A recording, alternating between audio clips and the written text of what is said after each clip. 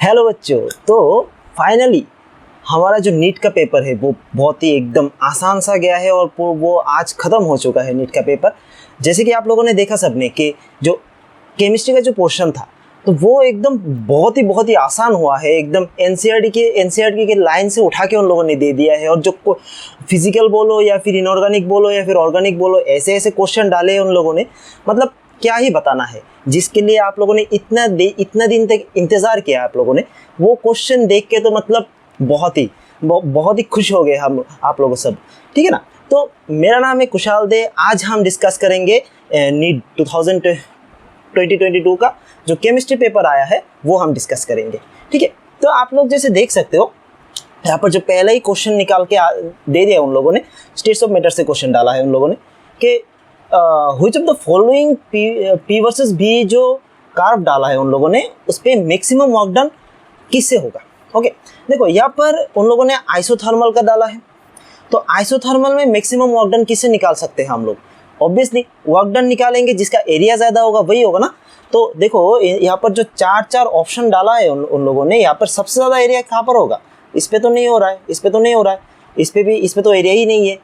Number 3 पे तो area दिया ही नहीं है। आइसोथर्मल पे और 4 नंबर जो ऑप्शन है उस पर भी थोड़ा बहुत एरिया दिया है, बट ऑप्शन नंबर 2 जो दिया हुआ है उस पर सबसे ज़्यादा एरिया आएगा, ठीक है ना। इसका जो एरिया आ रहा है वो सबसे ज़्यादा आ रहा है, इसीलिए आंसर कौन सा होगा? नंबर 1 क्वेश्चन का जो आ रहा है आंसर होगा नंबर 2। तो यहाँ पर जो स्टेट्स ऑफ मैटर का जो क्वेश्चन डाला उन लोगों ने बहुत ही आसान था। पूरा का पूरा पेपर में ही देखना, तुम आप लोगों ने तो आंसर किया ही है। तो पूरा का पूरा क्वेश्चन में जो उन लोगों ने एक के बाद एक क्वेश्चन डाला है, ऑर्गेनिक का भी बोल दूँ या फिर फिजिकल का भी बोल दूँ, जो कैलकुलेशन वाला पार्ट है वो बहुत ही आसान किया है। तो चलिए देखते हैं नेक्स्ट क्वेश्चन की ओर। नेक्स्ट क्वेश्चन में उन लोगों ने क्या दिया है? एक असर्शन रीजन वाला क्वेश्चन दिया है। हाँ बच्चों, इस बार उन लोगों ने क्वेश्चन में थोड़ा बहुत चेंजेस किया है। क्या है कि असर्शन रीजन का पार्ट जो है ना वो बहुत ही ज़्यादा दे दिया उन लोगों ने, और क्वेश्चन थोड़ा बहुत लेंथी भी था। बहुत लंबा क्वेश्चन था, उसको पढ़ना पड़ता है। ओके, तो यहाँ पर जो सेकंड क्वेश्चन आ रहा है असर्शन रीजन से निकाल के बोल रहा है कि असर्शन क्या दिया उन लोगों ने? असर्शन दिया है कि आईसीएल जो है वो मोर रिएक्टिव होगा। आईसीएल का रिएक्टिविटी आयोडीन से I2 से ज़्यादा होगा, उन लोगों ने ये बोल रहा है। और सेकंड जो रीज़न दे रहा है क्यों उसका रिएक्टिविटी ज़्यादा होगा बोल रहा है, क्योंकि बोल रहा है कि आईसीएल का जो बॉन्ड लेंथ है, मतलब आयोडीन और क्लोरीन में जो बॉन्ड लेंथ आएगा जो वो बॉन्ड वीक है, ठीक है ना, क्योंकि उन दोनों के बीच में पार्शियल आयोनिक वैलेंसी आ जाता है, पार्शियल आयोनिक बॉन्डिंग आ जाता है। देखो, जब आयोडीन बॉन्ड बनाता है तो पूरा का पूरा कोवेलेंट ही होता है, ठीक है। आई और आई के बीच में पूरा का पूरा कोवेलेंट बॉन्ड आ जाता है। और जब आईसीएल बॉन्ड बनाता है तो वहाँ पर क्या होता है? तो यहाँ पर पार्शियल आयोनिक बॉन्ड निकल के आ जाता है। तो कौन सा वाला स्ट्रांग होगा? ऑब्वियसली जो कोवेलेंट बॉन्ड यहाँ पे आ रहा है वो एकदम ढीठ तरीके से एक दूसरे के साथ वो जुड़ रहा है, तो वही वाला स्ट्रांग होगा ना। तो यहाँ पर जो रीज़न दिया है, आंसर दिया है, सारे के सारे क्वेश्चंस मतलब ए भी करेक्ट है और बी भी करेक्ट है, रीज़न आर भी करेक्ट है, और दोनों के दोनों मतलब ऑप्शन ए और ऑप्शन आर दोनों करेक्ट है, और आर जो है वो ए का एकदम करेक्ट एक्सप्लेनेशन बन रहा है। तो ऑप्शन नंबर कौन सा होगा? ऑप्शन नंबर होगा यहाँ पर नंबर 1 वाला होगा यहाँ पे ऑप्शन 52 का, ठीक है। नेक्स्ट जो क्वेश्चन यहाँ पे हम लोग को दे के रखा है उन लोगों ने, अच्छा, तो ये क्वेश्चन आ रहा है हमारा अभी ऑर्गेनिक से। तो ऑर्गेनिक में जो क्वेश्चन इन लोगों ने दिया, जीओसी का एकदम से ही बेसिक सा क्वेश्चन डाला है उन लोगों ने, ठीक है ना। तो ये तो हम लोगों ने सब नहीं पढ़ा होगा। जीओसी में जो क्वेश्चन है एकदम पहले शुरुआत में हम लोगों ने पढ़ लेते हैं कि एरोमेटिसिटी कौन सा हो रहा है, नॉन एरोमेटिक क्या होता है, एंटी एरोमेटिक क्या होता है, वो सब हम लोग सब पढ़ते हैं, ठीक है ना। तो यहाँ पर जो उन लोगों ने क्वेश्चन डाला है कि बोला कि which compound amongst the following is not an aromatic compound. बच्चों देखो, जोर डालेंगे किस पे? नॉट। ये नॉट वाला क्वेश्चन है। नॉट वाले क्वेश्चन पे हम लोग को ज़्यादा ध्यान से देखना पड़ता है, क्योंकि हम लोग को क्या रहता है, हम लोग सिर्फ लास्ट वाला पार्ट देखते हैं कि कौन सा वाला हो रहा है, और नॉट वाला पार्ट दिमाग से चला जाता है, तो वहीं पर हम लोग गलती करते हैं, ठीक है ना। तो यहाँ पे गलती नहीं करना है। नॉट एन एरोमेटिक बोल रहा है उन लोगों ने, मतलब नॉट होगा ये। तो हम लोग को क्या पता है, हकल रूल हम लोगों को क्या सिखाया? हम लोगों को सिखाया हकल रूल ने कि 4n + 2 पाई अगर इलेक्ट्रॉन किसी पे रहता है 4n+2 पाई इलेक्ट्रॉन अगर किसी पे रहता है तो वो तो एरोमेटिक हो जाएगा। और इसके साथ साथ और भी क्या होना पड़ेगा, इसके साथ साथ होना पड़ेगा वो तो नंबर 1 वो तो साइक्लिक होना ही पड़ेगा, क्योंकि बिना साइक्लिक के वो एरोमेटिक कैसे होगा, ठीक है ना। और नंबर 2 जो बोल रहा है, नंबर 2 में आ रहा है कि उसको प्लेनर भी होना पड़ेगा, ठीक है। तो एक तो हो गया साइक्लिक होना पड़ेगा, दूसरा हो रहा है इसको प्लेनर भी होना पड़ेगा, और उसके बाद में उसको 4n+2 पाई इलेक्ट्रॉन का भी मानना है। तो देखते हैं यहाँ पर कौन सा है। देखो ऑप्शन नंबर जो यहाँ पे 1 2 3 4 बहुत सारे ऑप्शंस दिया हुआ है, तो इसमें जो नंबर 4 वाला ऑप्शन है, इसमें देखो इस पे क्या क्या आ रहा है। यहाँ पे टोटल नंबर 7 कार्बन है, और हर एक कार्बन का यहाँ पे हो गया ये sp2, इसका भी हो गया sp2, इसका भी हो गया sp2, इसका भी हो गया sp2, ये सारे के सारे sp2 में जा रहा है। बट ये जो एक कार्बन बचा हुआ है इसका क्या होगा, ये हो गया हमारा sp3। तो sp3 होने पर ये कैसे प्लेनर कैसे होगा, प्लेनर तो नहीं हो सकता ना, क्योंकि प्लेनर होने पर sp और sp2 वाला कार्बन ही प्लेनर हो सकता है, ठीक है ना। sp3 होने पर तो ये प्लेनर नहीं रहेगा, ये तो क्या हो जाएगा, 3 डायमेंशनल स्ट्रक्चर आ जाएगा, टेट्राहेड्रल स्ट्रक्चर आ जाएगा, ठीक है ना। तो sp या फिर sp2 वाला जो कार्बन से वही सब प्लेनर में रहेगा, sp3 वाला कार्बन प्लेनर में नहीं रहेगा। तो इसका ऑप्शन आंसर क्या होगा, आंसर 4, ऑप्शन नंबर 4 जो है वही होगा इसका आंसर। वो एरोमेटिक नहीं हो सकता है क्योंकि वो प्लेनर नहीं है, ठीक है, समझ में आ रहा है बात। ओके चलो, नेक्स्ट जो क्वेश्चन दिया है उन लोगों ने पीरियोडिक टेबल से दिया हुआ है। देखो इस बार का जो पीरियोडिक टेबल का क्वेश्चन है ना, वो तो बहुत ही ईजी था, क्योंकि पिछले साल भी और उसके पहले भी उन लोगों ने ऐसा क्वेश्चन डाला था जो मतलब याद करके जाना पड़ता था, ठीक है ना। इस बार वाला जो क्वेश्चन है वो तो बहुत ही आसान सा क्वेश्चन डाल दिया। हालांकि पीरियोडिक टेबल में बहुत कुछ था देने के लिए, वो लोग किसी भी इफेक्ट से डाल सकते थे, किसी भी इफेक्ट का कुछ भी दे सकते थे, या फिर ट्रेंड दे सकते थे, बट उन लोगों ने क्या दिया, IUPAC दिया। तो बहुत ही ईजी था ये वाला पार्ट। 119 का निकालने के लिए बोला, तो 119 है तो हमें सबको पता है, 1 को हम कैसे लिखते हैं, उन से लिखते हैं, उन प्लस n। तो ये तीनों किस में आ रहा है, उन एनियम आ रहा है, ठीक है ना। तो इसका जो ऑप्शन निकल के आ रहा है सामने हमारा ऑप्शन नंबर 1, ये वाला पार्ट है जिसमें उन एनियम होगा। ओके, ये बहुत ही आसान सा क्वेश्चन डाल के रखा है। आगे भी बहुत ही सारे के सारे क्वेश्चन है उन लोगों ने, जो इस बार का जो केमिस्ट्री था, मैं तो सच्ची में बोल रहा हूँ कि क्वेश्चन देख के तो मैं फैन हो गया इन लोग NTA वालों का। मुझे लगा था कि इस बार का क्वेश्चन थोड़ा हार्ड आएगा, but okay, the question was easy to moderate, but maximum part वो इजी था, ठीक है ना। आप लोगों ने आंसर किया है तो आप लोगों को तो पता ही होगा, इतना साल इतना दिन पढ़ने के बाद जब ऐसा क्वेश्चन सामने आ जाए तो क्या ही कहना है, ठीक है ना। ओके, तो नेक्स्ट वाला जो क्वेश्चन है, नेक्स्ट वाला जो क्वेश्चन है वो दिया है हम लोगों को मैचिंग वाला क्वेश्चन, ठीक है। 55 वाला क्वेश्चन क्या दिया है, मैचिंग का क्वेश्चन दिया है। अच्छा, तो इस साइड पे ड्रग्स वगैरह का इन सब का नाम दिया हुआ है, हाँ ठीक है, और इस साइड भी दिया हुआ है और वो कौन से क्लास में आएगा। तो हमें सबको पता है कि सिमेटिडिन जो होता है, सिमेटिडिन क्या होता है, वो एंटासिड में आता है। देखो यहाँ पर हर एक ऑप्शन को चेक नहीं करना है।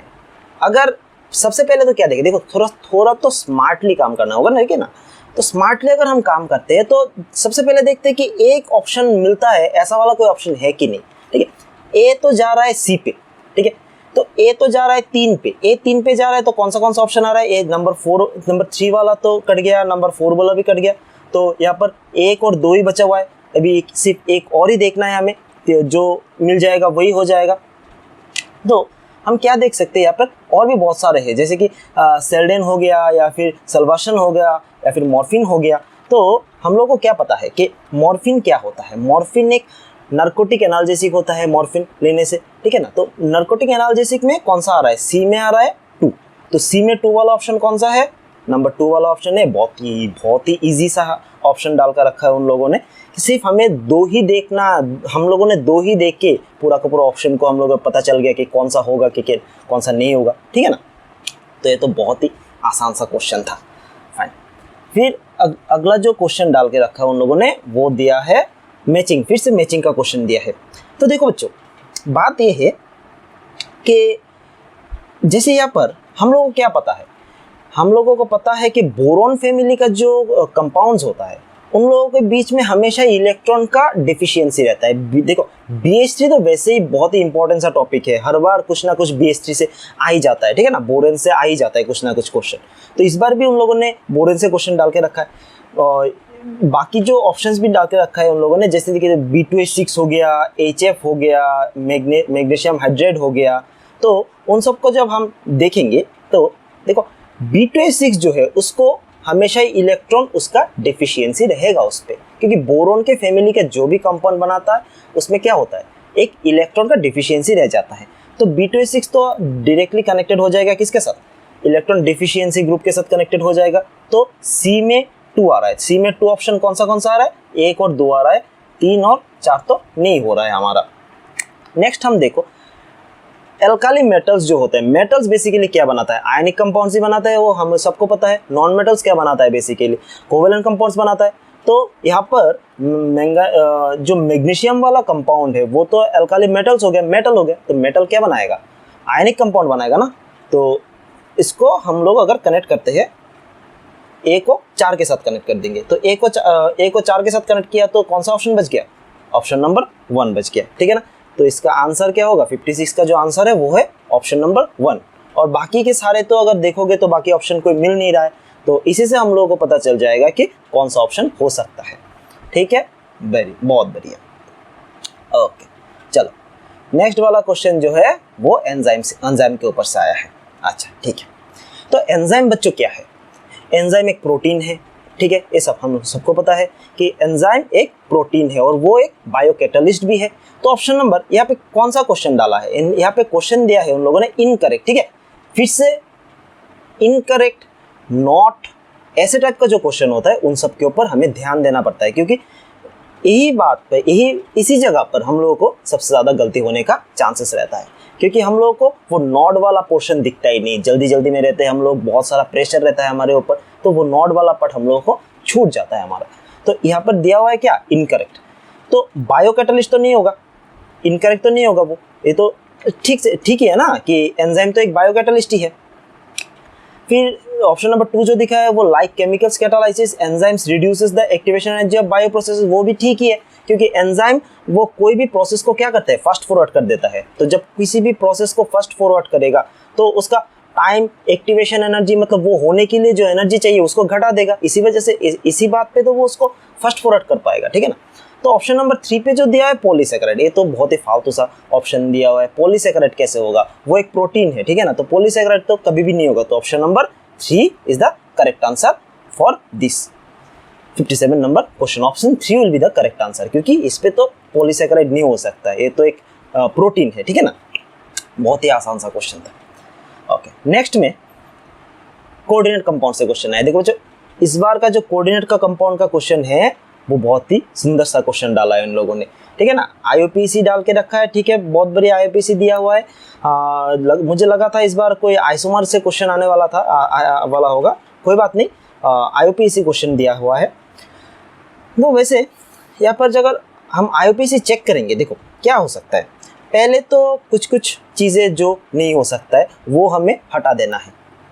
जैसे कि देखो हमें इतना तो पता है कि पहला वाला पोर्शन कैटायन होगा, दूसरा वाला पोर्शन एनायन होगा, इतना तो हमें सबको पता है, क्योंकि कॉम्प्लेक्स कैसे बनता है, एक कैटायोनिक पोर्शन और एक एनायोनिक पोर्शन, इन दोनों से बनता है कॉम्प्लेक्स। ओके फाइन, तो ऑब्वियसली अगर सिल्वर का Ag का जो है, सिल्वर का अगर ऑक्सीडेशन नंबर 2 हो जाता है, अगर यहाँ पर सिल्वर का ऑक्सीडेशन नंबर +2 हो जाता है, तो साइनाइड के साथ मिलके, साइनाइड का तो -1 हो गया, तो साइनाइड के साथ मिलके ये जो कंपाउंड है इसका तो चार्ज कितना हो जाएगा, 0 हो जाएगा।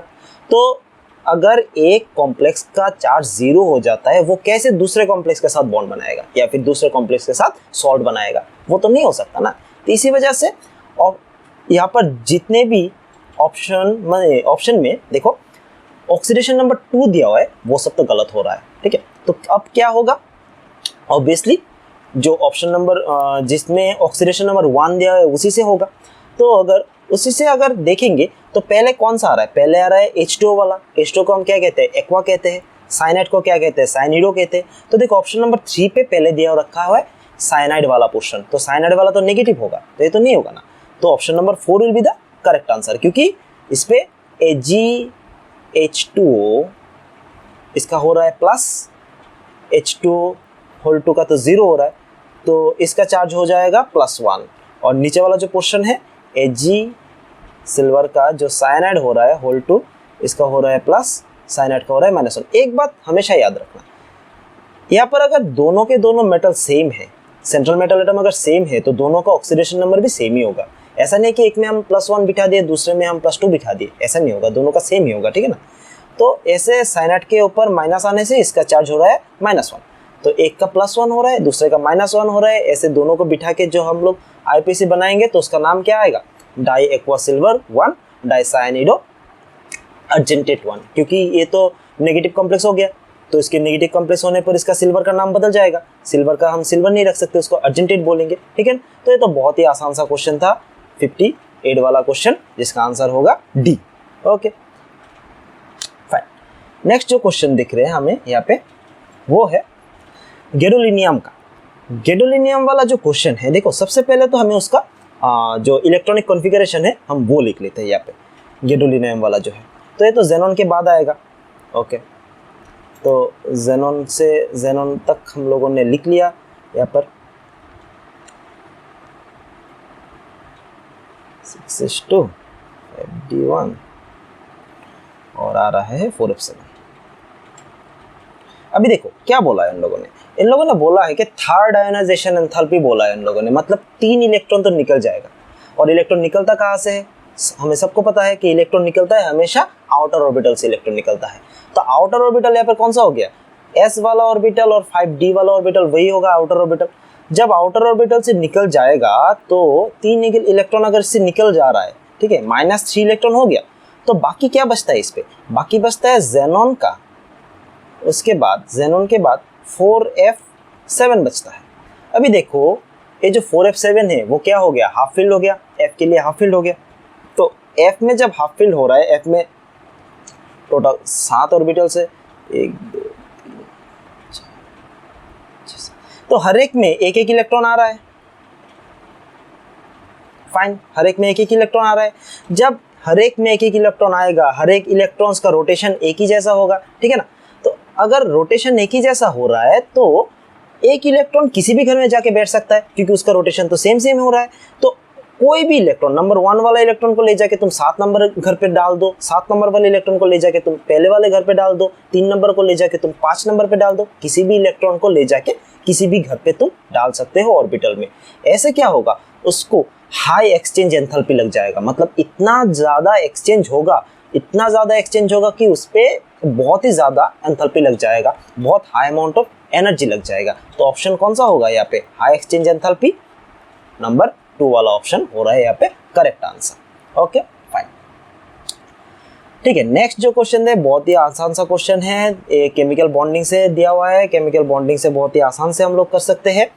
हम लोगों को क्या पता है कि हम लोग को लोन पेयर निकालना है। तो हम लोगों को सबको पता है कि लोन पेयर का जो रिपल्शन होता है वो सबसे ज़्यादा है, क्योंकि वो लोन पेयर तो खुले में घूम रहा है, वो तो बॉन्डेड नहीं है, बॉन्ड नहीं बनाया हुआ है। तो बॉन्ड अगर नहीं बनाया हुआ तो वो क्या होगा, सबसे ज़्यादा रिपल्शन भी वही करेगा। तो हम लोग को क्या देखना है, हम लोग को देखना है कि इस पे सबसे ज़्यादा लोन पेयर किस में आ रहा है।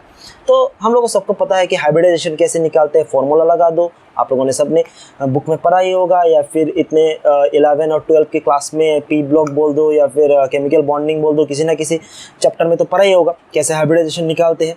तो हाइब्रिडाइजेशन हम आसानी से निकाल सकते हैं, ½ × V + X - C + A, ठीक है ना। सेंट्रल एटम का वैलेंस इलेक्ट्रॉन डाल दो, या फिर मोनोवेलेंट एटम डाल दो। तो देखो यहाँ पर जो आ रहा है XeF2 का जो आ रहा है, इस पे अगर इसका Z निकालेंगे तो कितना आ रहा है, ½ × 8 सेंट्रल एटम का इलेक्ट्रॉन + 2 हो रहा है 5 मतलब हो रहा है इसका sp3d। अभी इसका हाइब्रिडाइजेशन है 5 और इसमें एटम लगा हुआ है 2, तो लोन पेयर कितना आ जाएगा, इसका लोन पेयर आ जाएगा 5 - 2 = 3। तो इसका ए वाला होगा आंसर। बाकी अगर आप डाल के देखोगे, चेक करके देखोगे, तो जैसे कि IF5 निकाल लो, IF5 में सिर्फ एक ही लोन पेयर आ रहा है, SF4 ClF3 इन सब में भी इतना ज़्यादा लोन पेयर नहीं आ रहा है जितना XeF2 ज़ेनॉन फ्लोराइड में आ रहा है। तो इसका ऑप्शन क्या होगा, क्योंकि ज़ेनॉन फ्लोराइड में 3 लोन पेयर आ रहा है, तो इसका ऑप्शन भी 4 ही होगा, ठीक है ना। बहुत ही आसान सा सवाल दे दिया था उन लोगों ने। तो पूरा अभी तक जो इनऑर्गेनिक का बोलो या फिर फिजिकल का तो आया नहीं है अभी तक। हाँ, जो भी क्वेश्चन हम लोगों ने किया ऑर्गेनिक का भी देखो, सब लोग बहुत ही आसान आसान क्वेश्चन ही दे रहे हैं और आगे भी बहुत ही आसान क्वेश्चन इन लोग डालने वाले हैं। ठीक है, फाइन, बहुत बढ़िया। अभी नेक्स्ट क्वेश्चन को देखते हैं। नेक्स्ट क्वेश्चन इन लोगों ने दिया हुआ है 61 क्वेश्चन। क्या दिया है, बोला कि व्हिच ऑफ द, फिर से देखो नॉट करेक्ट वाला डाल दिया इन लोगों ने। इस बार बहुत ही not correct, incorrect, not the correct answer, ऐसे टाइप का क्वेश्चन बहुत बार इन लोगों ने डाला हुआ है। ठीक है ना, कंफ्यूज करने के लिए बच्चे को। तो हम भी कौन सा कंफ्यूज हो रहे हैं, हम तो सब कुछ पढ़ के ही गए घर से, हमको तो पता है सब कुछ कैसे होगा, कैसे आने वाला है। ठीक है ना, तो नॉट करेक्ट वाला बोल दिया इन लोगों ने। तो देखते हैं कौन सा वाला नॉट करेक्ट होगा। पहले तो देखो नॉट करेक्ट वाला बोल दिया है डाइबोरेन के लिए। सबसे पहले बच्चों डाइबोरेन का जो स्ट्रक्चर है वो देख लेते हैं कैसा है डाइबोरेन का स्ट्रक्चर। ओके चलो, डाइबोरेन का स्ट्रक्चर बेसिकली प्लेनर होता है, उसमें से 2 हाइड्रोजन बॉन्ड बाहर निकला हुआ होता है। ठीक है, डाइबोरेन का जो स्ट्रक्चर है वो कुछ ऐसा है।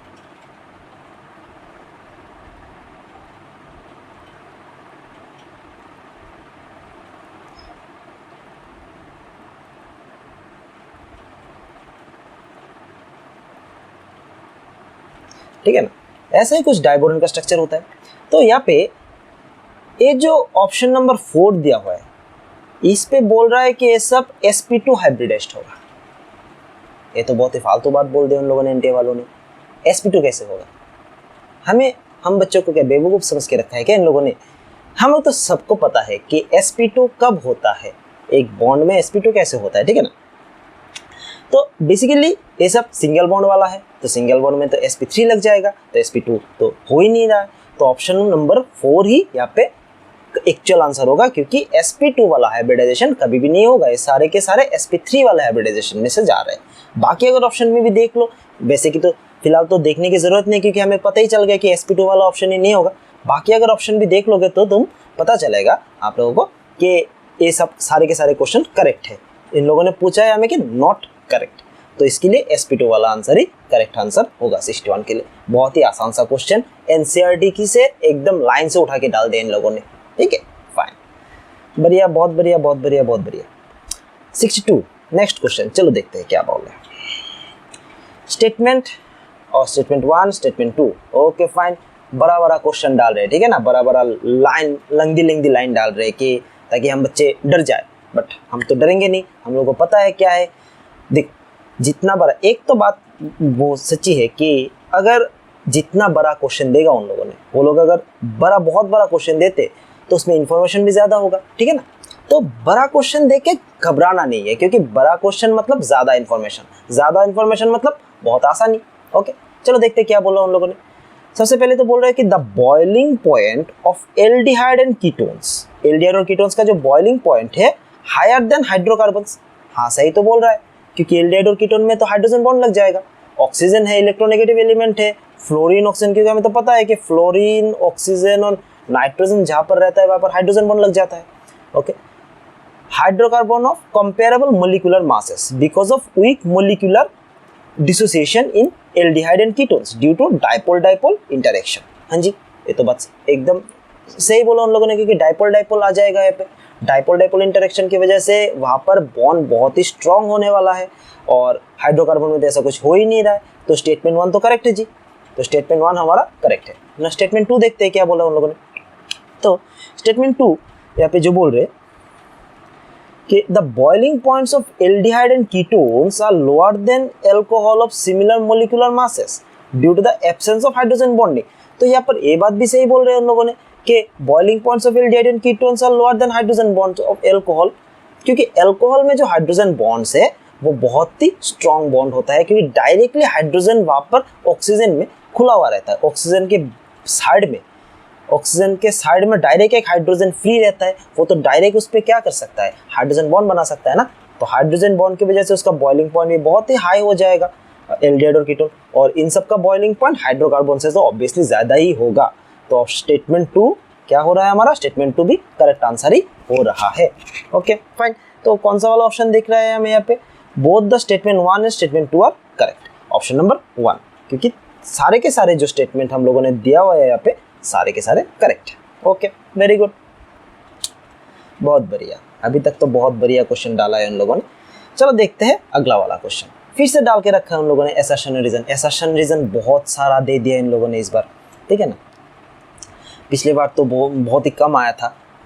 ओके, चलो कोई बात नहीं।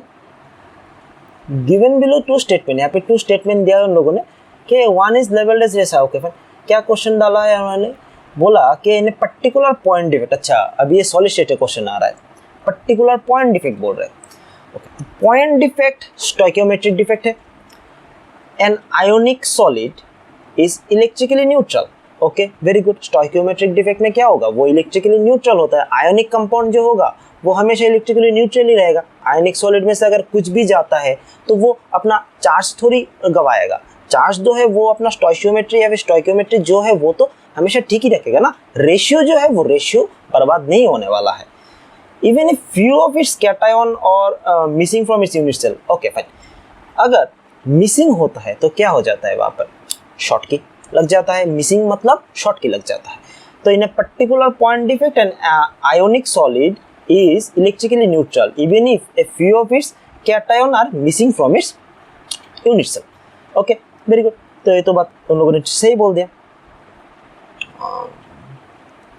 ठीक है, ये assertion वाला करेक्ट है। दूसरा जो रीजन दे के रखा है उन लोगों ने, एन आयोनिक सॉलिड फ्रैंकेल डिफेक्ट। देखो पहला वाला बोला है शॉर्ट की, दूसरा वाला दे के रखा है फ्रैंकेल। तो डायरेक्ट कनेक्शन होगा कि नहीं देखते हैं। Defect arises due to dislocation of cation from its lattice site and to interstitial site maintaining overall electrical neutrality। हाँ, ये भी बात सही है, रीजन भी सही डाल के रखा है उन लोगों ने। But the thing is assertion बोल के रखा है उन लोगों ने शॉर्ट की डिफेक्ट और रीजन बोल रहा है फ्रैंकेल डिफेक्ट। तो एक दूसरे का रीजन कैसे हो सकता है, दोनों करेक्ट है बट एक दूसरे का assertion है, रीजन तो नहीं हो सकता। इसका रीजन वो नहीं हो सकता है, रीजन कुछ और होगा, ठीक है ना। तो ऐसा ऑप्शन कौन सा वाला है, both A and R are correct, ठीक है, करेक्ट ही होगा ये, but not the correct explanation. मतलब इस पे दोनों करेक्ट होगा बट करेक्ट एक्सप्लेनेशन नहीं होगा। बहुत बढ़िया। ओके, चलो नेक्स्ट। Very good. अभी पी ब्लॉक से क्वेश्चन आ रहा है। H2O, H2S, H2AC, H2TE बोला है। क्या बोला है, ग्रुप 16 एलिमेंट का बॉइलिंग पॉइंट देके रखा है। तो बच्चों हम लोगों ने ये बहुत ही पहले पढ़ चुके हैं हम लोग, ठीक है ना, कि बॉइलिंग पॉइंट के मामले में सारे के सारे ठीक बैठता है, ठीक है ना। सारे के सारे बहुत ही एकदम परफेक्टली बैठ रहा है यहाँ पे। अगर ये यहाँ से लेके सल्फर से लेके हम लोग अगर टेलुरियम तक जा रहे हैं तो सारे के सारे परफेक्टली बैठ रहे हैं, सिवाय किसको छोड़ के, H2O को छोड़ के, क्योंकि उसमें तो हाइड्रोजन बॉन्ड लग जाएगा। और H2O का बॉइलिंग पॉइंट हमें पता है बहुत ही ज़्यादा हाई है। वो लिक्विड में भी, रूम टेम्परेचर में लिक्विड फॉर्म में भी मिल रहा है, बाकी के सारे गैसेस फॉर्म में मिल रहा है, तो उसका बॉइलिंग पॉइंट तो ज़्यादा होगा। तो फिलहाल तो ये जो ट्रेंड उन लोगों ने दे के रखा है वो गलत ट्रेंड दे के रखा है। तो ऑप्शन क्या दे, statement 1 the boiling points of the hydrides और ग्रुप 16। तो ये तो ऑप्शन करेक्ट गलत हो गया। ये तो H2 बाद में आ रहा है, H2 पहले आने वाला था। दूसरा दिया है the boiling points of this hydrides increases with increasing molar mass.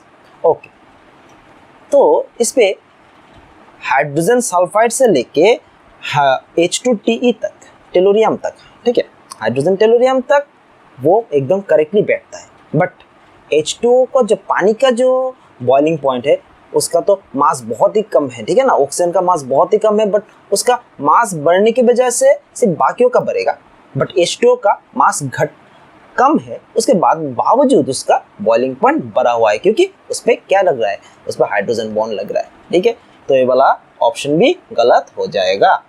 मतलब स्टेटमेंट 1 भी गलत, स्टेटमेंट 2 भी गलत, दोनों ही गलत होगा। तो कौन सा वाला ऑप्शन आ रहा है, both statement 1 and statement 2 are incorrect. Okay, बहुत बढ़िया, बहुत बढ़िया, बहुत बढ़िया।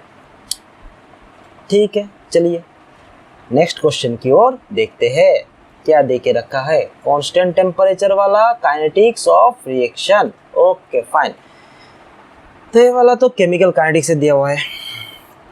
अभी देखते हैं क्या है।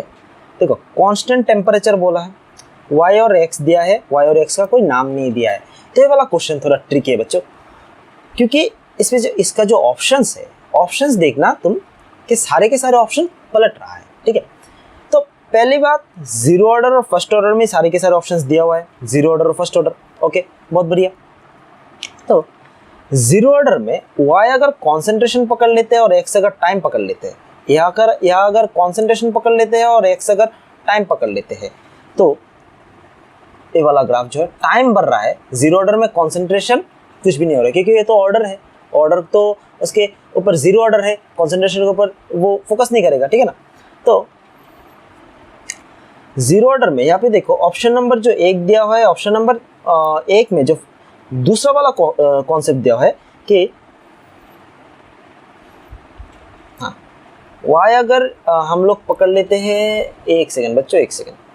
अच्छा, y अगर पकड़ लेते हैं कि हाफ लाइफ पीरियड, a अगर पकड़ लेते हैं हम लोगों ने हाफ लाइफ पीरियड, और ये पकड़ ले रहे हैं हम लोग कॉन्सेंट्रेशन। हाँ, ए वाला ऑप्शन तो सही बैठ रहा है, मतलब फर्स्ट ऑर्डर वाला, सेकंड वाला जो पोर्शन है वो सही बैठ रहा है, क्योंकि उसका जो हाफ लाइफ है उसके कंसंट्रेशन के ऊपर डिपेंड करता ही नहीं ऑप्शन नंबर। बट पहला वाला जो ऑप्शन है, पहला वाला जो पार्ट है वो तो गलत बैठ रहा है, ठीक है ना, क्योंकि वो तो नहीं हो सकता। ऑप्शन नंबर 2 पे जो दिया हुआ है जीरो ऑर्डर, y कंसंट्रेशन डाल दिया, x टाइम डाल दिया, ठीक है, इस पे भी ये सही नहीं बैठ रहा है, फिट नहीं बैठ रहा है। ऑप्शन नंबर 3 पे देखो बच्चों, ऑप्शन नंबर 3 पे देखो क्या दिया हुआ है, अगर y रेट है और x कंसंट्रेशन है जीरो ऑर्डर के लिए, ठीक है, तो x बढ़ भी रहा है तो उसका रेट तो बढ़ेगा नहीं। क्यों बढ़ेगा? क्योंकि वो तो रेट उसका किसके ऊपर नहीं डिपेंड करता है, जीरो ऑर्डर में तो r इक्वल्स टू के ए टू द पावर जीरो ही हो गया, ठीक है ना, r इक्वल्स टू के ए टू द पावर जीरो हो गया। तो अगर उसका कंसंट्रेशन के ऊपर तो उसका कोई डायरेक्ट कनेक्शन ही नहीं है, तो अगर कंसंट्रेशन हम लोग बढ़ाए भी या फिर घटाए भी तो कोई फर्क नहीं पड़ रहा है उसको, तो इसी वजह से पहला वाला बात तो सही बैठ रहा है, फाइन। दूसरा वाला जो दिख रहा है फर्स्ट ऑर्डर में y t half and x concentration अगर डाल दिया, मतलब फर्स्ट ऑर्डर का t हाफ क्या है, t हाफ क्या होता है फर्स्ट ऑर्डर का 0.693 बाई k, ये हो गया फर्स्ट ऑर्डर का t हाफ।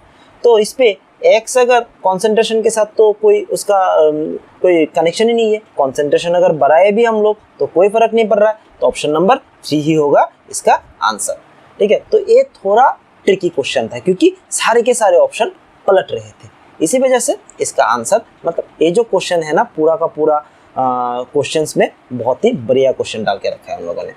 ओके फाइन, चलो नेक्स्ट क्वेश्चन देखते हैं, 66 नंबर वाला क्वेश्चन। 66 में क्या है, SN1 कायरलिटी का क्वेश्चन डाला हुआ है, मतलब हेलोएल्किन हेलोरिन से क्वेश्चन दिया हुआ है। ओके फाइन, बहुत बढ़िया। क्या क्वेश्चन दिया उन लोगों ने, SN1 देखो हम लोगों को क्या पता है कि SN1 में बेसिकली क्या होता है, रेसिमाइजेशन होता है, रेसिमाइजेशन होता है SN1 में। ओके फाइन, बहुत बढ़िया। तो रेसिमाइजेशन अगर होगा तो 1:1 मिक्सचर में बोथ एनांशियोमर तो आएगा ही, ये तो इस पे इनकरेक्ट बोला इन लोगों ने, ठीक है, तो ये वाला तो करेक्ट ऑप्शन है, मतलब ये वाला करेक्ट बात बोला है इन लोगों ने, बट हमें निकालना क्या है, जो गलत है, जो इनकरेक्ट है वो निकालना है, तो ये वाला तो कट गया, ये वाला तो नहीं होगा। दूसरे में क्या डाला है इन लोगों ने, the product obtained by SN2 reaction haloalkane having chirality at the reactive site shows inversion of configuration. Obviously SN2 में सिर्फ 100% इन्वर्शन ही आता है, SN1 में इन्वर्शन भी आ रहा है, SN1 में रिटेंशन भी आ रहा है, तो दोनों मिलके क्या हो रहा है, रेसिमाइजेशन बना रहा है, और या ऑप्शन SN2 में हम लोग को सिर्फ इन्वर्शन ही मिलेगा, तो ये वाला भी सही है, मतलब गलत, यहाँ पर हम लोगों ने इसको नहीं चूज करना है क्योंकि इनकरेक्ट वाला निकालना है। ऑप्शन 3 में क्या डाल के रखा है, enantiomers are superimposable mirror image on each other. देखो बच्चों, ए वाला क्वेश्चन, ए वाला ऑप्शन करेक्ट होगा इसके लिए, क्योंकि इनकरेक्ट है, क्योंकि एनांशियोमर्स क्या होता है, एनांशियोमर तो एक के ऊपर एक सुपर इम्पोज नहीं होगा ना, तभी तो उसको एनांशियोमर कहते हैं। जो मिरर इमेज एक के ऊपर दूसरा सुपर इम्पोज नहीं हो रहा है उसको हम लोग क्या बोलते हैं, एनांशियोमर बोलते हैं, फाइन। बट यहाँ पर तो क्या बोल के रखा है, यहाँ पर तो बोल के रखा है कि सुपर इम्पोज होगा, तो मतलब एक गलत है, तो गलत मतलब इस क्वेश्चन के लिए ए वाला करेक्ट होगा। बहुत बढ़िया, बहुत बढ़िया, इसका तो आंसर हो गया 3, फाइन। Next question 67।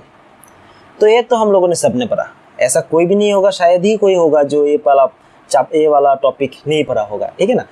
हम लोग जब ऑर्गेनिक पढ़ते हैं, जब हम लोग इलेक्ट्रोफिलिक सब्स्टिट्यूशन रिएक्शन पढ़ते हैं, तो ये वाला क्वेश्चन हम लोग सब पढ़ते हैं। बेंजीन सुइटेबल प्रोसेस क्लोरोबेंजीन निकालने के लिए। तो क्लोरोबेंजीन बेंजीन के साथ क्लोरीन का रिएक्शन करेंगे हम लोग इन the presence of anhydride HCl3। इससे आसान सा तरीका क्या ही हो सकता है। तो option number 1 will be the correct answer, क्योंकि इस पे बेंजीन के साथ क्लोरीन इलेक्ट्रोफाइल की तरह काम करेगा। और इस पे क्या डालना पड़ेगा, इस पे डालना पड़ेगा एनहाइड्रस HCl3 या फिर FeCl3, ऐसे ये सब कुछ भी हम डाल सकते हैं। FeCl3 डाल सकते हैं, FeBr3 डाल सकते हैं, ठीक है ना। तो कुछ भी डाल सकते हैं यहाँ पे। और इसी कंडीशन में बहुत ही आसानी से क्लोरीन बेंजीन के ऊपर कनेक्ट हो जाएगा। एज ए रिजल्ट ऐसे हम क्या बना सकते हैं, क्लोरोबेंजीन बना सकते हैं। तो option number 1 will be the correct answer. चलो नेक्स्ट 68 नंबर क्वेश्चन। अभी यहाँ पे फिर से बोल के रखा है इनकरेक्ट, मतलब क्वेश्चन को लेंथी बनाने के लिए उन लोगों ने कोई कसर नहीं छोड़ा। लेंथी जितना हो सकता है उतना लेंथी बना दो, बट वो भी सही है, लेंथी बनाया है क्वेश्चन को, बट क्वेश्चन का जो लेवल है वो बहुत ही इजी रखा है उन लोगों ने, क्योंकि डायरेक्ट क्वेश्चन आ रहा है। क्वेश्चन का जो लाइन्स है वो बहुत एक्सप्लेनिंग है, बट आंसर जो है वो डायरेक्ट क्वेश्चन आ रहा है, डायरेक्ट ही आंसर दे रहा है यहाँ पे। तो 68 का जो क्वेश्चन है यहाँ पे क्या बोला, फिर से बोला इनकरेक्ट। तो इनकरेक्ट में देखो ऑप्शन नंबर जो 4 है यहाँ पे क्या बोलगा, the shape of dxy, dyz and dxz orbitals are similar to each other. ये तो करेक्ट डाला हुआ है, क्योंकि xy, yz और xz ये सारे के सारे क्या है, ऑफ एक्सिस है। सारे के सारे ऑर्बिटल्स का शेप क्या है, ऑफ एक्सिस है। तो ये तो पहले बात, तो पहला जो पोर्शन है वो करेक्ट है। बट दूसरा वो पोर्शन जो उन लोगों ने डाला हुआ है कि x² एंड z² वाला जो पोर्शन है वो भी सिमिलर है। बच्चों वो तो सिमिलर नहीं हो सकता, क्योंकि हमें पता है कि x² y² वाला जो पोर्शन है वो क्या होगा, वो एक्सिस में होगा, ये होगा dx² माइनस y², और बाकी वाला जो पोर्शन है dz² वो तो ऐसा आ रहा है, ऐसा आ रहा है। तो मतलब सॉरी यहाँ पे हम लोग मैं दिखाता हूँ थोड़ा बड़ा करके, वो तो ऐसा आ रहा है, ठीक है ना। तो ये दोनों कहाँ से सिमिलर हुआ बच्चों, dz² तो सिमिलर नहीं हो रहा है, ठीक है ना।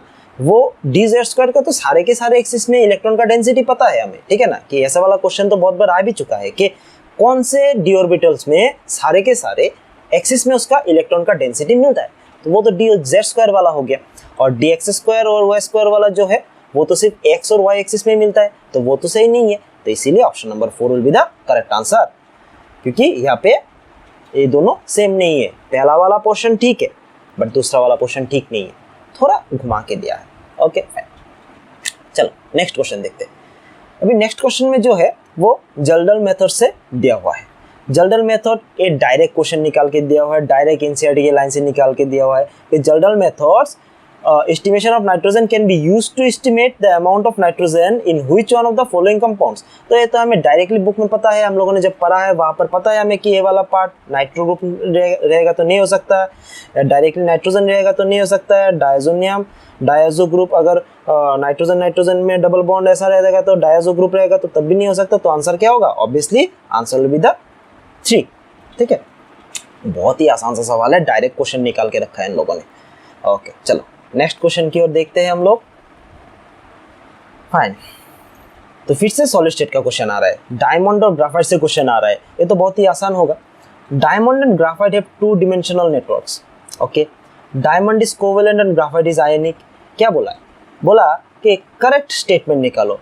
अभी जाके इन लोगों ने दिया है कि चलो बहुत इनकरेक्ट निकाल लिए, एक तो करेक्ट निकालते हैं, ठीक है ना। तो अभी जाके इन लोगों ने डाला है कि चलो करेक्ट ऑप्शन निकालते हैं। अच्छा ठीक है, तो diamond and graphite have 2 dimensional network. देखो बच्चों ये तो किसी में भी फिट नहीं बैठ रहा है, ठीक है ना। ग्राफाइट का प्लेनर स्ट्रक्चर है, प्लेनर है, बट क्या है वो प्लेन लेयर्ड स्ट्रक्चर है, एक प्लेन दूसरा प्लेन तीसरा प्लेन ऐसे एक के बाद एक लेयर्ड में आ रहा है। और डायमंड का जो है वो तो पहले से 3 डिमेंशनल स्ट्रक्चर में, तो ये तो गलत हो गया। ओके, दूसरा वाला क्या बोल रहा है, diamond is covalent and graphite is ionic. नहीं, ये भी गलत है, दोनों के दोनों ही कोवेलेंट में है। ओके फाइन, अगला वाला जो ऑप्शन बोल रहा है कि diamond is sp3 hybridized and graphite is sp2 hybridized. Okay, ये वाला बात इन लोगों ने सही बोला, क्योंकि डायमंड का जो स्ट्रक्चर है वो ऐसे ऐसे करके आ रहा है, ठीक है ना, ऐसे करके आ रहा है, यहाँ से फिर से बनेगा, फिर से ऐसे बनेगा। ओके, ऐसे बन रहा है। और ग्राफाइट का जो स्ट्रक्चर है, क्योंकि यहाँ पे एक कार्बन 4 कार्बन के साथ और दूसरा 4 कार्बन के साथ जुड़ा है, तो इसको हम sp3 भी डाल सकते हैं, sp3 डालेंगे इसको। और डायमंड का ग्राफाइट का जो स्ट्रक्चर है वो लेयर स्ट्रक्चर है। ऐसे ऐसे 6 कार्बन का एक ग्रुप है।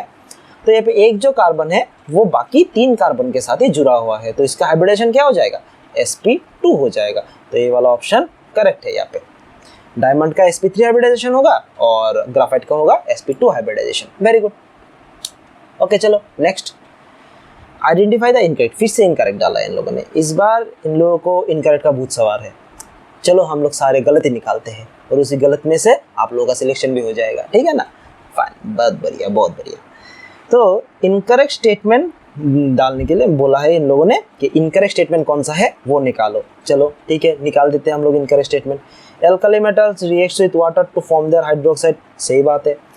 Oxidation number of potassium in potassium oxide is +4। देखो बच्चों, ये तो बहुत ही फालतू बात कह दिया उन लोगों ने। पोटेशियम का +4 कैसे हो सकता है, उसके बाहर में है ही सिर्फ एक इलेक्ट्रॉन, तो वो +4 कहाँ से दिखाएगा, पर उसी से लेके आएगा क्या, नहीं ना। तो उसके बाहर में तो है ही एक इलेक्ट्रॉन, तो वो सिर्फ +1 ही दिखा सकता है पोटेशियम। और वैसे भी ये ग्रुप 1 का जो है उनका है, मतलब एल्कली मेटल्स का है ये सब। तो एल्कली मेटल एस ब्लॉक का जो एल्कली मेटल्स है पहला वाला ग्रुप का, तो वो सारे के सारे +1 ही दिखा सकते हैं, उसके अलावा और कुछ नहीं दिखाते ये लोग। Okay fine. तो पोटेशियम का तो +4 नहीं होने वाला है, +1 होने वाला है, इसी वजह से ये वाला का आंसर करेक्ट होगा। ओके फाइन, बहुत बढ़िया बहुत बढ़िया। नेक्स्ट क्वेश्चन डाल के रखा है स्टेट्स ऑफ मैटर्स।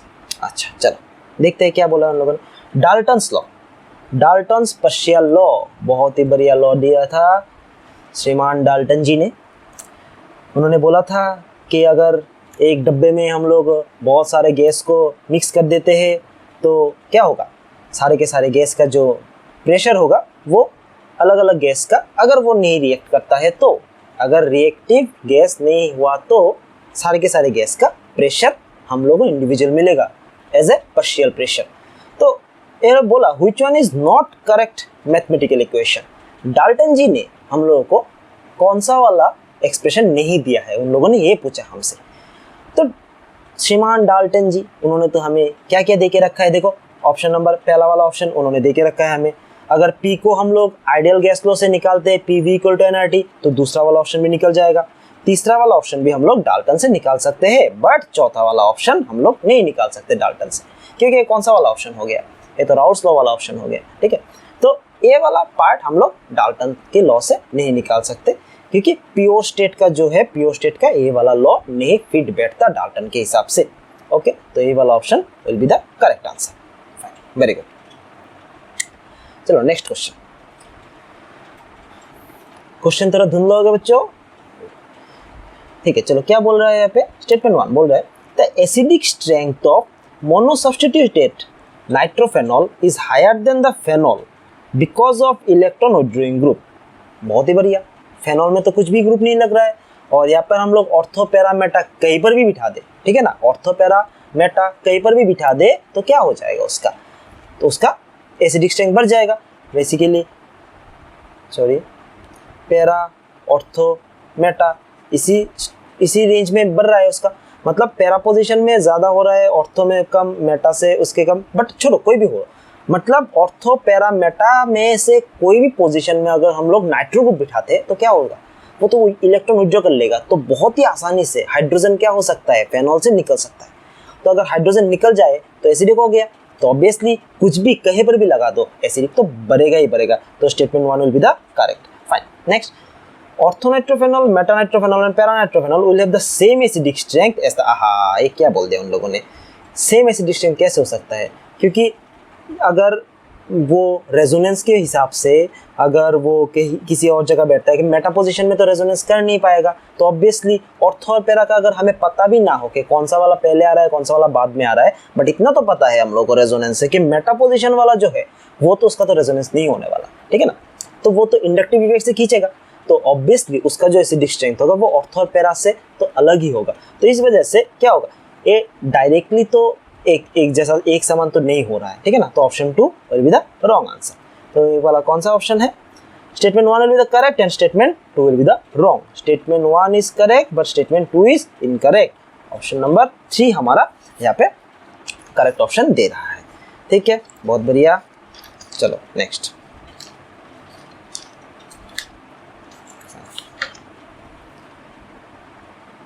अच्छा बच्चा, नेक्स्ट जो क्वेश्चन दिया है इलेक्ट्रोकेमिस्ट्री का क्वेश्चन दिया हुआ है, रिडक्शन पोटेंशियल, ऑक्सीडेशन पोटेंशियल। क्या बोला उन लोगों ने? देखो यहाँ पर जो उन लोगों ने डाटा दिया हुआ है वो अगर आपको समझ भी नहीं ना आए, अगर समझ में भी ना आए तब भी आप ये आंसर कर सकते हो। कैसे कर सकते हो? क्योंकि हमें सबको पता है कि रिएक्टिविटी सीरीज के नाम का कुछ तो हम लोगों ने पढ़ा होगा कि रिएक्टिविटी सीरीज में कौन आगे आ रहा है, कौन पीछे आ रहा है। और इतना तो हमें सबको पता है कि जिसका रिएक्टिविटी ज़्यादा है सिर्फ वही मेटल नॉन रिएक्टिव मेटल्स को, सॉरी नॉन रिएक्टिव नहीं मतलब कम रिएक्टिव मेटल्स को उसके सॉल्ट से अलग कर सकता है। ठीक है, तो यहाँ पर देखो यहाँ पे क्या बोला उन लोगों ने, यहाँ पे बोला कि which of the following can not occur, मतलब कौन सा वाला रिएक्शन नहीं हो सकता है, मतलब ऐसा कोई रिएक्शन होगा जहाँ पर उसका रिएक्टिविटी, किसी एक मेटल का रिएक्टिविटी कम है तो वो उससे हायर रिएक्टिविटी वाला सॉल्ट से दूसरे मेटल को रिप्लेस नहीं कर सकता। तो देखो जैसे कि हमें पता है कि जिंक का रिएक्टिविटी कॉपर से ज़्यादा होता है, यहाँ पर कुछ ऑप्शन डाल के रखा है उन लोगों ने। अगर हमें ऑप्शन देख के क्वेश्चन समझ में भी ना आए फिर भी हम ये आंसर कर सकते हैं। कैसे? जिंक का रिएक्टिविटी कॉपर से ज़्यादा है तो ऑब्वियसली वो कॉपर को डिस्प्लेस करेगा। ये तो आप लोगों ने क्लास 9 में भी पढ़ा होगा। रिएक्शन शुरू ही करते हैं क्लास 9 वाला जो चैप्टर से रिएक्शन वाला, वहाँ पर शुरू ही करते हैं इसी रिएक्शन से, आप लोगों ने सब नहीं पढ़ा होगा। ठीक है, तो फेरस आयरन का भी कॉपर से ज़्यादा ही होता है, हमें पता है। जिंक का भी आयरन से ज़्यादा होता है। तो ये तीन ऑप्शन तो नहीं हो रहा है। तो आखिर में कौन सा ऑप्शन बच रहा है? सिल्वर तो कॉपर से उसको रिप्लेस नहीं कर पाएगा क्योंकि सिल्वर का रिएक्टिविटी कॉपर से कम है। तो यही वाला जो रिएक्शन दे के रखा उन लोगों ने वो नहीं हो सकता है। एज ए रिजल्ट ये वाला आंसर क्वेश्चन, इसी से ये जो क्वेश्चन है ये वाला ऑप्शन करेक्ट ऑप्शन है, 4 नंबर वाला। Okay fine, next. अच्छा, अभी यहाँ पर उन लोगों ने डाल के रखा है सरफेस केमिस्ट्री वाला क्वेश्चन। चलो देखते हैं क्या है सरफेस केमिस्ट्री। कोआगुलेशन बोला है, हार्डी-सुलचे और स्कुलचे, जो भी बोल सकते हो तुम लोग। हम लोगों को पता है उन्होंने क्या बोला हमें कि अगर कैटायन और एनायन का चार्ज अगर बढ़ता है, कैटायन एनायन का अगर चार्ज बढ़ता है तो वो कोआगुलेटिंग पावर भी बढ़ जाता है उसका, क्योंकि एक कैटायन तीन बाकी दूसरे एनायन के साथ जुड़ जाएगा। एज ए रिजल्ट वो बहुत ही इजीली से, बहुत ही आसानी से वो क्या कर लेगा, वो उसको कोआगुलेट कर देगा, मतलब जमा देगा और कोलोइड से उसको निकाल देगा। फाइन, बहुत बढ़िया। तो ये जो पहला वाला ऑप्शन देके रखा है एल्यूमिनियम +3 Ba+2 Na+, ये बहुत एकदम करेक्ट ऑप्शन है क्योंकि इसका चार्ज ज़्यादा है, इसका चार्ज कम है। दूसरा वाला जो ऑप्शन दिया है, देखो क्लोरीन का क्या होगा -1 होगा, सल्फेट का क्या होगा -2 होगा और फॉस्फेट का क्या होगा -3 होगा। तो ऑब्वियसली ये जो सिंबल दिया हुआ है वो गलत दिया हुआ है क्योंकि फॉस्फेट PO4 -3 उसका सबसे ज़्यादा चार्ज है तो उसका पावर भी ज़्यादा ही होने वाला था ना। तो इन लोगों ने क्या दिया, इन लोगों ने गलत दिया है, रॉन्ग दिया है वाला पोर्शन। SO4 का -2 होगा, उसके बाद जो है। तो as a result option 1 will be the correct and option 2 will be wrong. Okay fine, so statement 1 is correct but statement 2 is incorrect, option 3। So option 3 will be our correct answer. Okay fine, next. चलो, बहुत ही आसान सा question next दूसरा भी डाला हुआ है, मैचिंग क्वेश्चन दिया है। देखो जैसे कि हमें पता है, हम लोग बहुत पहले से हमें पता है, हम लोग जब साइंस पढ़ते थे तभी से पता है हम लोगों को कि सीजियम जो होता है ना, सीजियम वो कहाँ यूज़ होता है, बहुत ही हाई रिएक्टिव मेटल होता है वो सीजियम। उस पर अगर धूप गिरे तो वो बहुत ही जल्दी उससे इलेक्ट्रॉन भी निकल के आ जाता है। ठीक है ना, आयनाइजेशन जो एंथैल्पी उसका बहुत ही कम है, उस पर अगर धूप गिरने पर ही बहुत ही इजीली से उससे इलेक्ट्रॉन निकल के आ जाते हैं। तो सीजियम तो ऑब्वियसली कहाँ पर यूज़ होने वाला है, फोटो इलेक्ट्रिक सेल पे यूज़ होने वाला है। लिथियम कहाँ पर यूज़ होगा, लिथियम तो हमारा लिथियम आयन का बैटरी है हम लोगों के पास, हमें पता है लिथियम आयन का बैटरी, तो इलेक्ट्रोकेमिकल सेल पे यूज़ होगा।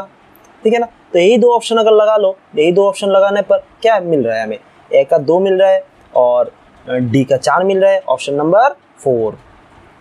यही वाला जो है ए का नंबर 2 मिल रहा है, ए मिल रहा है 2 से और डी मिल रहा है 4 से, तो option number 4 will be the correct answer. Okay fine, बहुत बढ़िया बच्चों। चलो नेक्स्ट क्वेश्चन। यहाँ पे क्या दिया उन लोगों ने, primary aliphatic amines react with nitrous acid to give unstable diazonium salt. Okay fine, तो ये वाला तो क्वेश्चन ठीक ही है क्योंकि एमीन से हम लोग डाइजोनियम सॉल्ट बना सकते हैं। दूसरा वाला जो ऑप्शन दिया है उन लोगों ने, primary aromatic amines react with nitrous acid to form diazonium salt which are stable even 300 Kelvin।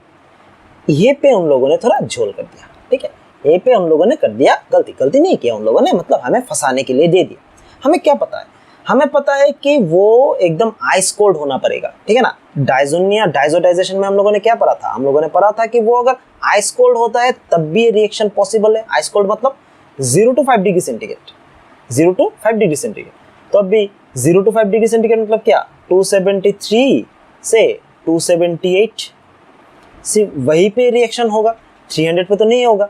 तो मतलब क्या, स्टेटमेंट 2 तो गलत हो गया, statement 1 is correct, statement 2 is wrong. Okay fine, तो कहाँ पर दिया हुआ है ऐसा वाला option, statement 1 is correct, statement 2 is wrong, incorrect. Very good, तो ये हो गया हमारा 77 वाला क्वेश्चन का आंसर। तो देखो बच्चों, अभी तक जो क्वेश्चन हम लोगों ने सॉल्व किया है या फिर हम लोग जो सॉल्व कर रहे हैं, बहुत ही आसान सा क्वेश्चन है। अभी तक एक भी क्वेश्चन ऐसा नहीं है कि हाँ वो वाला क्वेश्चन जो केमिकल काइनेटिक्स वाला जो क्वेश्चन था उसको अगर छोड़ दे, वो थोड़ा ट्रिकी था, हार्ड नहीं था, मतलब दिमाग को थोड़ा वो कर दे, पजल कर देता है, ठीक है ना। उसके अलावा वो क्वेश्चन बहुत ईजी था। अभी तक का जो क्वेश्चन है वो डायरेक्ट क्वेश्चन आ रहा है। ऐसा एक भी क्वेश्चन नहीं है कि मतलब बहुत ज़्यादा सोचने वाली क्वेश्चन है या फिर बहुत लंबा चौड़ा कैलकुलेशन है, ऐसा कुछ भी क्वेश्चन अभी तक तो नहीं मिला हम लोगों को। चलो देखते हैं नेक्स्ट क्वेश्चन। अभी नेक्स्ट जो क्वेश्चन आ रहा है वो आ रहा है पॉलीमर से। तो polymer chemistry in everyday life या फिर एनवायरमेंटल केमिस्ट्री, इन सब से जो क्वेश्चन आता है ना, वो हमेशा हर साल एक क्वेश्चन ऐसा देता है कि वो तो प्लस पॉइंट होता है हम लोगों के लिए, क्योंकि जो बच्चा पूरा साल कुछ भी नहीं पढ़ता, साल के आखिर में इन सब चैप्टर्स को पढ़ के कुछ ना कुछ तो आंसर कर ही पाता है, क्योंकि डायरेक्ट क्वेश्चन दे रहा है इन सब में से, हमेशा डायरेक्ट क्वेश्चन देता है। ऑर्गेनिक के चैप्टर में से डायरेक्ट क्वेश्चन आ रहा है, ठीक है ना। तो जैसे कि यहाँ पे पॉलीमर का जो क्वेश्चन दिया हुआ है इन लोगों ने, इलास्टोमर्स है polymeric chain, polymer chains held together by weak intermolecular forces. तो यहाँ पे क्या निकालना है, इन लोगों ने यहाँ पे बोला है नॉट करेक्ट, जो करेक्ट नहीं है उसको निकालना है। तो इलास्टोमर्स है polymer chains held together by weak intermolecular forces, बहुत ही बढ़िया, क्योंकि वीक मोलिकुलर फोर्स इसी वजह से तो हम उसको खींच सकते हैं, ठीक है ना। अगर बहुत हार्ड हो जाता तो क्या हो जाता, बहुत हार्ड सॉलिड हो जाता तो उसको हम खींच नहीं पाते। तो खींच क्यों पा रहे हैं, क्योंकि उसके इंटरमोलिकुलर जो फोर्सेस है बहुत वीक है। ओके भाई, तो ये वाला ऑप्शन तो नहीं बैठ रहा है, करेक्ट है ये वाला option. Fibres possesses high tensile strength, वो भी ठीक, वो सही है, तो ये वाला ऑप्शन भी गलत है। Thermoplastic polymers are capable of repeatedly softening. Thermoplastic मतलब क्या, प्लास्टिक जैसे हो गया, ठीक है ना। उसको अगर एक बार गर्म करोगे तो वो मेल्ट हो जाए, मेल्ट नहीं होगा, सॉफ्ट हो जाएगा। उसको थोड़ा टाइम ठंडा करोगे हार्ड हो जाएगा, फिर से गर्म करो फिर से वो सॉफ्ट हो गया। उसको हम जैसे चाहे उसको बेंड कर सकते हैं, इसको नहीं बेंड कर सकते, बट ऐसे अगर थर्मोप्लास्टिक हुआ तो उसको हम आसानी से बेंड कर सकते हैं, ठीक है। जैसे कि ये वाला जो पेन में यूज़ कर रहा हूँ, उसको हम लोग एक बार गर्म करके, ये जो एक सेट हो गया, ये तो सेट हो गया, इसको अगर हम मेल्ट करेंगे तो मेल्ट नहीं, गर्म करेंगे तो वो फिर से सॉफ्ट नहीं होगा, पिघल जाएगा ये। तो लास्ट वाला जो ऑप्शन है थर्मोसेटिंग पॉलीमर्स। थर्मोसेटिंग पॉलीमर्स मतलब क्या, एक बार अगर हम लोगों ने थर्मल डाल दिया, हीट डाल दिया, तो वो सेट हो जाएगा। सेट हो जाने के बाद उसको फिर से हम कुछ भी नहीं कर सकते, इसको कहते हैं थर्मोसेटिंग पॉलीमर। वो रीयूजेबल तो कभी भी नहीं है, ठीक है ना। तो ये लोग उन लोगों ने झोल कर दिया हमारे साथ। ओके फाइन, चलो, तो ये वाला रीयूजेबल नहीं हो सकता है, ये वाला क्वेश्चन करेक्ट है यहाँ पे, मतलब नॉट करेक्ट वाला आंसर यही हम डालेंगे। ओके चलो, बहुत देर बाद एक न्यूमेरिकल वाला क्वेश्चन आया है, देखते हैं सॉल्व करते हैं क्या है क्या नहीं है। न्यूमेरिकल वाला क्वेश्चन चल रहे हैं हम लोग 79 वाले पे। ओके, मोल कॉन्सेप्ट से दिया हुआ है क्वेश्चन, बहुत ही इजी क्वेश्चन होगा। 1 molal solution that contains 0.5 mole of a solute there is, okay molal बोल दिया है। मोलाल मतलब क्या, मोलालिटी। तो मोलालिटी मतलब क्या है, मोलालिटी क्या लिख दिया मैंने, मोलालिटी। ओके, मोलालिटी मतलब एन सॉल्यूट का number of mole divide by solvent का जो होता है वो हम मास ले लेते हैं उसका, W solvent. Okay very good, बहुत बढ़िया। तो यहाँ पे मोलालिटी उन लोगों ने डाल के रखा है 1 और नंबर ऑफ मोल्स डाल के रखा है 0.5 मोल। तो W निकालने के लिए बोला है, तो कोई बच्चा भी कर लेगा, ठीक है ना। अच्छा ठीक है, ये देखो W सॉल्वेंट जो है वो kg पे ही आना पड़ेगा, यही वाला पार्ट तो हमें याद रखना है, ठीक है ना, क्योंकि मोलालिटी मतलब वो केजी में आता है और मोलारिटी मतलब क्या था, वो लीटर में आता है, ठीक है ना। तो W केजी में आएगा, तो केजी में आएगा मतलब क्या 0.5, therefore W equals to 0.5 kg मतलब 500 ग्राम ऑफ सॉल्वेंट। तो this will be the correct answer. बहुत बढ़िया, बहुत ही आसान सा क्वेश्चन दिया है हम लोगों ने कैलकुलेशन के नाम पे। तो केमिस्ट्री तो इस बार का बहुत ही बल्ले बल्ले होने वाला है केमिस्ट्री। ओके चलो नेक्स्ट क्वेश्चन। अरे भाई ग्रिग्नार्ड आ गया। ग्रिग्नार्ड तो वो बच्चा भी पढ़ लेता है जो क्लास के सबसे आखिर में बैठता है, वो बच्चा भी चलो कुछ नहीं कुछ ना कुछ पढ़ के जाए, क्या पढ़ के जाए, ग्रिग्नार्ड पढ़ के चले जाते हैं, क्योंकि ग्रिग्नार्ड में से एक क्वेश्चन तो आना ही आना है। ग्रिग्नार्ड का इतना सारा क्वेश्चन जो दिया हुआ है, ग्रिग्नार्ड का इतना सारा टॉपिक है, इतना इंपॉर्टेंट टॉपिक है ग्रिग्नार्ड का, तो एक कुछ ना कुछ तो आना ही है ज़रूर। ओके चलो देखते हैं तो ग्रिग्नार्ड क्या होगा जब ग्रिग्नार्ड रिएक्ट करेगा। ग्रिग्नार्ड में हमें पता है कि ये वाला पोर्शन आर्ट जो है माइनस पे रहता है, मैग्नीशियम जो है डेल्टा पॉजिटिव में रहता है। ओके अभी ये कार्बन डाइऑक्साइड के साथ रिएक्ट कर गया, तो कार्बन डाइऑक्साइड के साथ रिएक्ट किया तो ये डबल बॉन्ड ओ, ये डबल बॉन्ड यहाँ से ऑक्सीजन लेगा, ये नेगेटिव हो जाएगा, ये पॉजिटिव हो जाएगा, तो नेगेटिव आके अटैक करेगा इसको, पॉजिटिव आके अटैक करेगा इसको। ओके फाइन, तो उसके बाद क्या इंटरमीडिएट बन रहा है, ये इंटरमीडिएट वाला क्वेश्चन दिया है इन लोगों ने। ओके बहुत बढ़िया, बहुत सुंदर सा क्वेश्चन दिया हुआ है। सी के साथ क्या कनेक्ट हो रहा है, सी के साथ पहले से ही एक डबल बॉन्ड ओ लगा हुआ है, या फिर दूसरा वाला एक आर कनेक्ट हो रहा है, और बाकी क्या बचा है ओ एम जी बच गया इसका। ओके चलो तो यही है इसका इंटरमीडिएट। इसके बाद अगर हम लोग इसको पानी देते हैं H2O H+ देते हैं इसको, तो उसके बाद तो ये एसिड बन जाएगा। बहुत बढ़िया। तो ये जो ऑप्शन है, ऑप्शन वाला कौन सा दिया है, देखो ऑप्शन नंबर 1 ही मिल रहा है बहुत ही आसानी से, RCOOMgX, जिसमें CO का हो रहा है माइनस, मैग्नीशियम का हो रहा है प्लस, मतलब option number 1 is the correct answer. यहाँ पे बहुत ही इजी सा क्वेश्चन था। चलो फाइन फाइन फाइन, बहुत बढ़िया बच्चों, बहुत बढ़िया। चलो नेक्स्ट क्वेश्चन देखते हैं। Okay NEET, question number 81। अच्छा यहाँ पे कुछ अच्छा चीज़ें दिया हुआ है, एक न्यूमेरिकल दिया हुआ है वैल्यू। यहाँ पे देखो बच्चों क्या दिया हुआ है, सबसे पहले तो हमें E0 के ऊपर देखना है। E0 O2 में इसका चार्ज रहता है 0, H2O में इसका चार्ज रहता है -2, मतलब रिडक्शन हो रहा है। बहुत बढ़िया। मैंगनीज पे इसका चार्ज हो रहा है +2, इसको हम लोग कन्वर्ट कर रहे हैं MnO4 माइनस पे, ठीक है। तो इसका तो हो रहा है -2 -8, तो इसका हो गया +7, मैंगनीज का हो गया +7, मतलब क्या वो +2 से +7 की ओर जा रहा है, मतलब इसका हो रहा है ऑक्सीडेशन। बट हमें क्या निकालना है, हमें तो रिडक्शन पोटेंशियल निकालना है, क्योंकि वही तो स्टैंडर्ड है, ठीक है ना। तो इन लोगों ने सोचा कि थोड़ा सा पलट के दे देते हैं, स्टूडेंट को क्या ही पता चलेगा। बट हम लोगों ने तो सब कुछ पढ़ लिया है ऑलरेडी, तो इसको सबसे पहले चेंज करना पड़ेगा। ये सही नहीं है, इसको चेंज करना पड़ेगा। इसको ऑक्सीडेशन पोटेंशियल में दिया हुआ, इसको रिडक्शन पोटेंशियल में निकालना है। स्टैंडर्ड रिडक्शन पोटेंशियल मतलब उसका SRP निकालना पड़ेगा। ये दिया हुआ है किस पे, SOP पे दिया हुआ है, स्टैंडर्ड ऑक्सीडेशन पोटेंशियल, तो इसका SRP कितना आ जाएगा। सिंपल सा बात है, SRP SOP को पलट दो, सिंबल भी पलट दो, माइनस है तो प्लस दे दो, प्लस है तो माइनस दे दो, हो गया बात खत्म। तो इसका SRP आ जाएगा 1.510 वोल्ट। फाइन, बहुत बढ़िया। तभी इस पे जो क्वेश्चन दिया है उन लोगों ने कि कौन सा वाला क्वेश्चन आएगा, कौन सा वाला कैथोड हो रहा है, कौन सा वाला एनोड हो रहा है। तो हमें तो पता है कैथोड में क्या हो रहा है। देखो जिसका ऑक्सीडेशन हो जाएगा, हम लोगों को पता है लोन मेथड से, ठीक है ना। लोन मेथड हम लोगों ने पढ़ा है। लोन मेथड मतलब जो बैटरी में जिसका ऑक्सीडेशन हो रहा है वही एनोड में जाएगा, जो ऑक्सीडेशन हो रहा है जिसका वही एनोड में जा रहा है। तो यहाँ पर अगर हम लोग देखते हैं कि ऑक्सीडेशन किसका हो रहा है, MnO4 का ऑक्सीडेशन हो रहा है, वो मैंगनीज से, यहाँ पे सॉरी गलत बोल दिया, ओके सॉरी, जिसका ऑक्सीडेशन हो रहा है वही एनोड पे जाएगा। तो एनोड पे कौन सा जाएगा और कैथोड पे कौन सा जाएगा। यहाँ पे तो MnO4 जो है वो Mn+2 पे जा रहा है, उसका रिडक्शन हो रहा है, तो वो क्या होगा, कैथोड पे जाएगा, मतलब मैंगनीज जा रहा है यहाँ पे कैथोड पे। तो ऑब्वियसली ऑक्सीजन वाला जो पार्ट है वो जाएगा एनोड पे। तो यहाँ पर अगर हम लोगों ने ई सेल निकालते हैं तो ई सेल कैसे निकालेंगे बच्चों? ई सेल निकालेंगे 1.5 मतलब ई कैथोड माइनस ई एनोड, कैथोड माइनस एनोड निकाल लो, तो 1.5 माइनस 1.2, तो इसका अगर आंसर निकालेंगे 1.5 माइनस 1.2 करके, बहुत ही आसान सा क्वेश्चन है। 1.223 है होगा बच्चों, ठीक है। 0. अच्छा यहाँ पे मैं साइड से कर लेता हूँ, कहाँ पर करूँ?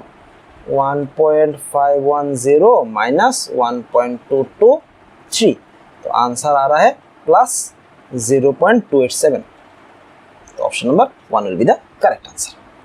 बहुत बढ़िया, option number 1 is the correct answer. बहुत ही आसानी से हम लोगों ने निकालना है, बहुत ही सिंपल सा क्वेश्चन है, बहुत ही सुंदर सा क्वेश्चन है और डायरेक्ट क्वेश्चन दिया, सिर्फ थोड़ा पलटना था, एसओपी को एसआरपी में कन्वर्ट करना था, बाकी तो हो ही गया हमारा। फाइन, बहुत बढ़िया। चलो नेक्स्ट क्वेश्चन, He2 वाला क्वेश्चन। क्या दिया उन लोगों ने? यहाँ पे उन लोगों ने बोला है कि 95% pure calcium carbonate will be required to neutralize acid, what is the mass? यहाँ पे उन लोगों ने बोला है कि इसका मास क्या है, कितना चाहिए होगा हमें अगर हम लोग न्यूट्रलाइज करना चाहते हैं 50 ml ऑफ 0.5 मोलर इस सेल को। ओके, सबसे पहली बात देखो, ये पे रिएक्शन की ओर देखो, क्या दिया उन लोगों ने? यहाँ पे दिया कैल्शियम कार्बोनेट, वो रिएक्ट कर रहा है 2 HCl के साथ, मतलब अगर इसका n मोल पकड़ लेते हैं तो इसका कितना मोल आएगा? n/2 आएगा, क्योंकि यहाँ पे तो 2 मोल दिया हुआ है, इसका 1 मोल दिया हुआ है, तो मतलब मोल निकाल लो। बाकी तो मोल निकालने के बाद बाकी क्वेश्चन आसानी हो जाएगा, क्योंकि मोल से हम लोग कुछ भी निकाल सकते हैं, मोलारिटी दिया हुआ है, वॉल्यूम दिया हुआ है, तो मोल निकालना बहुत ही आसान होगा। उसके बाद मोल से हम लोग मास निकाल लेंगे, बहुत सिंपल सा क्वेश्चन है। सिर्फ हमें इतना ही पता है, इतना ही करना पड़ेगा कि पहले तो इसका अगर ये n मोल हो रहा है तो ये कितना होगा? n/2 मोल होगा, क्योंकि आधा दिया हुआ है। ओके फाइन, तो देखो HCl के लिए HCl का कितना मोल आ रहा है? HCl का मोल जो है वो देखो दिया हुआ है, वॉल्यूम दिया है यहाँ पे, V कितना दिया हुआ है? V है हमारा 50 ml, तो लीटर में कन्वर्ट करेंगे 0.05 ml लीटर। ओके फाइन, उसके बाद इसका क्या है? उसके बाद है मोलारिटी दिया हुआ है, मोलारिटी है 0.5 मोलर, तो नंबर ऑफ मोल क्या आ जाएगा? Number of mole mass into molarity into volume, तो मोलारिटी इंटू वॉल्यूम अगर डालेंगे तो उसका आंसर आ जाएगा यही 0.05, और 0.5 का अगर डालेंगे तो 0.025, ये उसका हो रहा है नंबर ऑफ मोल। ओके, तो अगर नंबर ऑफ मोल इसका n आ रहा है तो कैल्शियम कार्बोनेट कितना यूज होगा? उसका आधा यूज होगा, तो कैल्शियम कार्बोनेट का कितना मोल यूज हो रहा है? Number of moles use in calcium carbonate होगा 0.025, उसका आधा। ओके, जो भी आ रहा है आंसर 0.025 का आधा होगा। अभी देखो, अभी क्या है? अभी बोला कि जो भी मास हम यूज करेंगे, मास कैसे निकालेंगे? मास निकालना बहुत ही आसान है, नंबर ऑफ मोल्स मतलब क्या होता है? Given mass by molar mass, तो उसको अगर मोलर मास से मल्टीप्लाई कर देंगे, जितना आया है उसका अगर मोलर मास से मल्टीप्लाई कर देंगे तो उसका मास निकल जाएगा, बहुत ही आसान है। बट प्योर कैल्शियम कार्बोनेट दिया नहीं उन लोगों ने क्या बोला? उन लोगों ने बोला है कि 95% का निकालना है, मतलब जितना भी W हम निकालेंगे उसका 95% ही यूज होगा।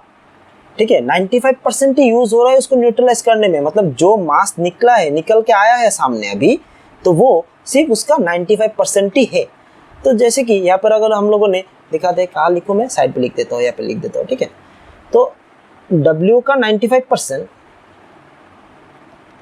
इक्वल्स टू होगा जो निकाला है 0.025/2 इंटू 100।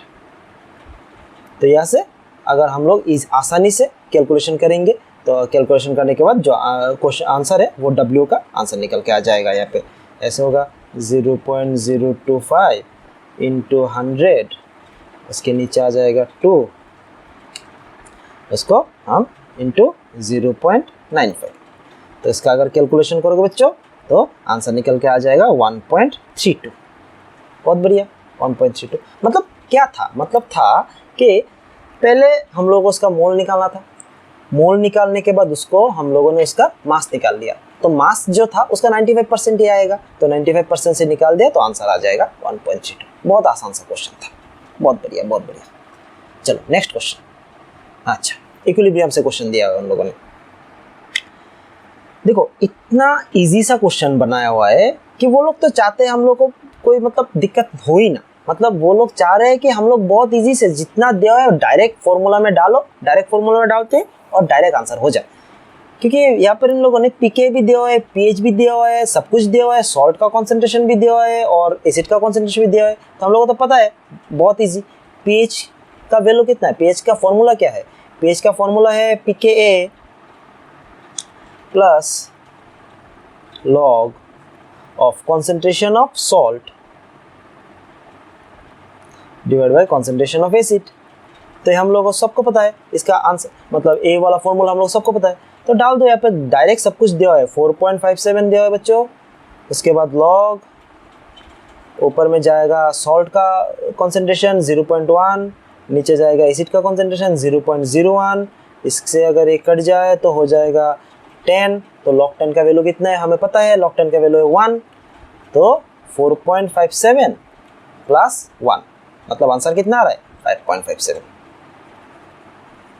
बहुत बढ़िया, बहुत ही इजी सा क्वेश्चन था। 5.57 है इसका आंसर। मतलब इक्विलिब्रियम, जो बच्चे डरते हैं हमेशा इक्विलिब्रियम से, मतलब इतना बड़ा सा चैप्टर है, ठीक है, उससे उन लोगों ने ऐसा क्वेश्चन दे दिया है, मतलब डायरेक्ट फॉर्मूला निकाल के दे दिया, फॉर्मूला में बिठाओ हो जाएगा डायरेक्टली क्वेश्चन। बहुत बढ़िया, चलो नेक्स्ट। और ज़्यादा कुछ क्वेश्चन बचा भी नहीं है, सिंपल ही क्वेश्चन दे रहे हैं लोग। अच्छा 84 का क्या दिया उन लोगों ने, बोला कि प्रोडक्ट बनेगा, किसके साथ प्रोडक्ट बनेगा, रिडक्शन अगर कार्बोनिल कंपाउंड के साथ करते हैं। कार्बोनिल कंपाउंड मतलब एल्डिहाइड हो सकता है, कीटोन हो सकता है।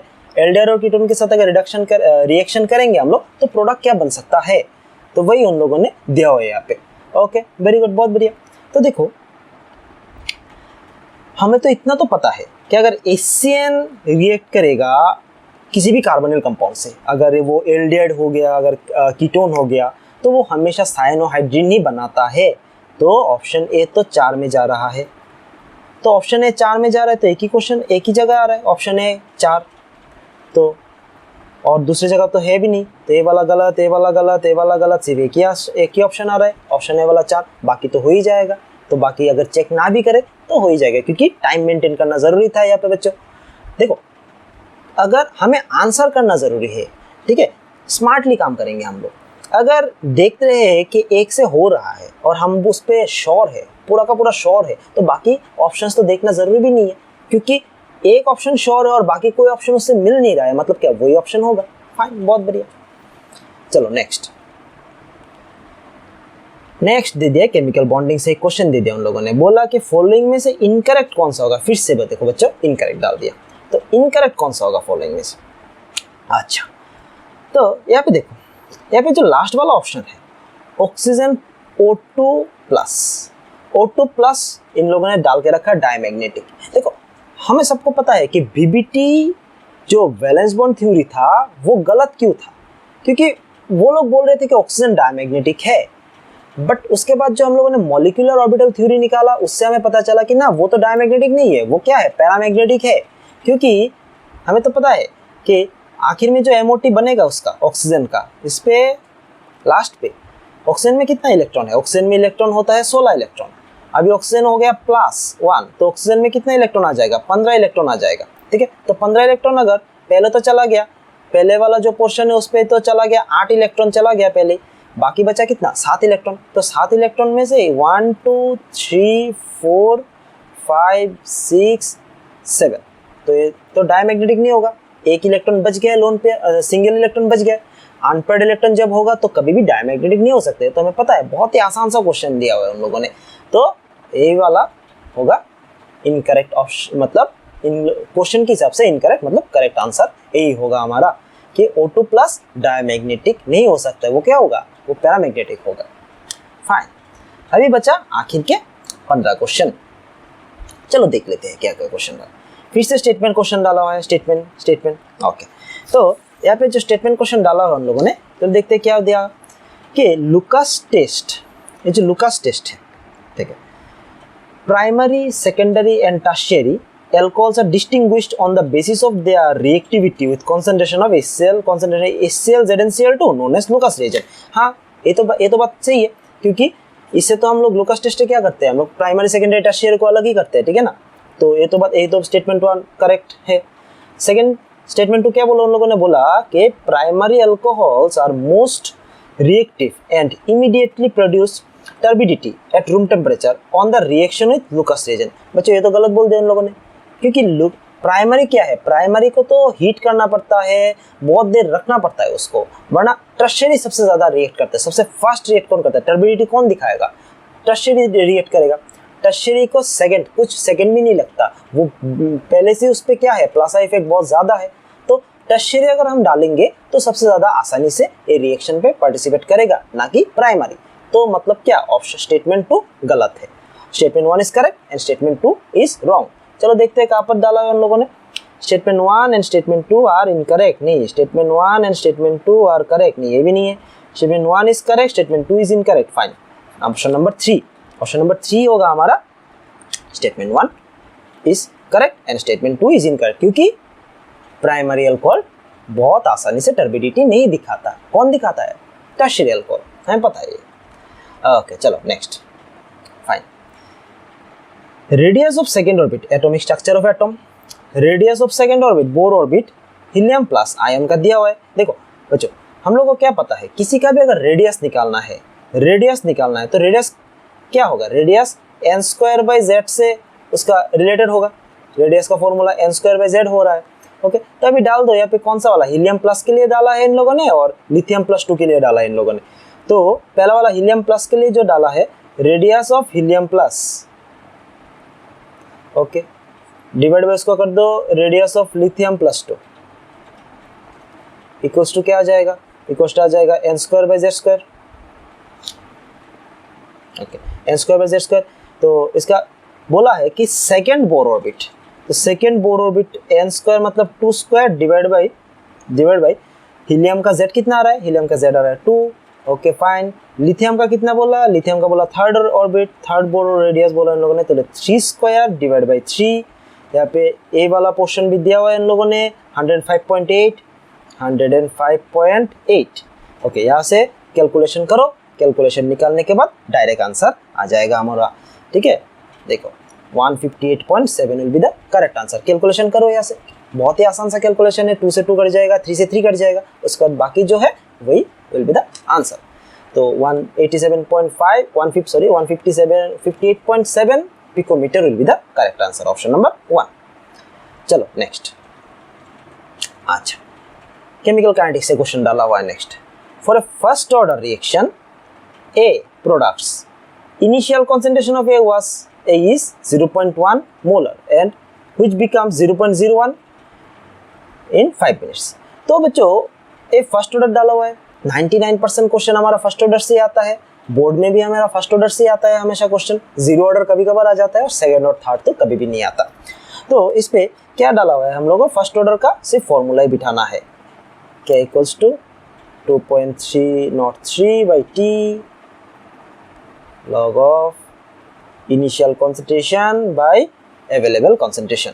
तो इस पे सब कुछ डालो, डायरेक्ट फॉर्मूला है, डायरेक्ट कैलकुलेशन करोगे डायरेक्ट आंसर आएगा 2.1, नीचे डाल के रखो 5 इंटू लॉग ऊपर 0 पॉइंट कॉन्सेंट्रेशन ऑफ कितना आ गया, इनिशियल कॉन्सेंट्रेशन है हमारा 0.1 और अवेलेबल कॉन्सेंट्रेशन है हमारा 0.001।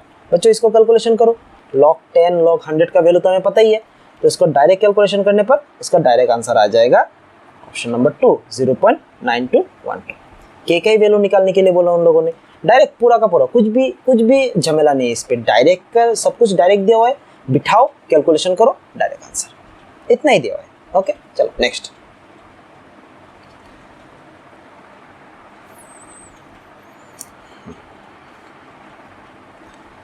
नेक्स्ट जो क्वेश्चन दिया बच्चों, ए 10 लीटर फ्लास्क है, उस पर 64 ग्राम ऑफ ऑक्सीजन है, मतलब वॉल्यूम दिया हुआ है, उसका गिवन मास भी दिया हुआ है, टेम्परेचर दिया हुआ है, डाला हुआ है उन लोगों ने, द प्रेशर निकालना है, मतलब आर आर का भी वैल्यू दिया, मतलब सब कुछ दे दिया उन लोगों ने। और क्या है, और क्या करना ही क्या है, हमें सिर्फ बिठा के कैलकुलेशन नहीं करना है, ठीक है ना।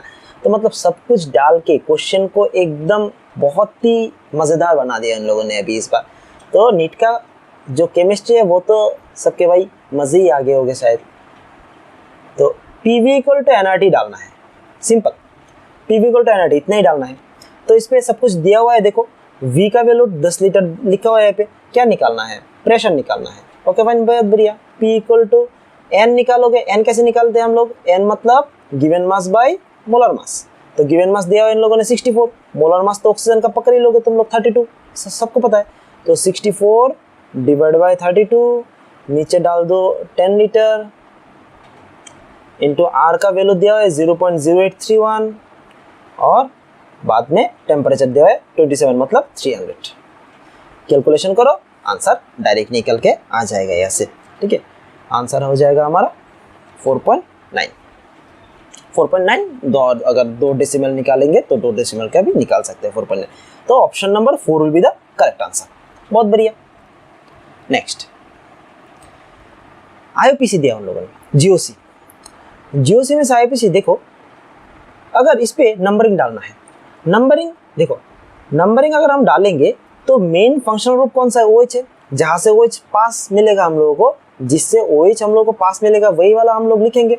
तो अगर यहाँ से डाल देते हैं 1 2 3 4 5 6, तो वही होगा सबसे पास वाला, नज़दीक वाला। तो और इस पर क्या डालेंगे हम लोग, अल्फ़ाबेटिकल ऑर्डर भी डाल देंगे, ठीक है ना, क्योंकि ये जो ब्रोमीन है, ये जो क्लोरीन है, ये सब क्या जाएगा, ये सबसे सेम ग्रुप्स हो गया ना, हेलोजन वाला।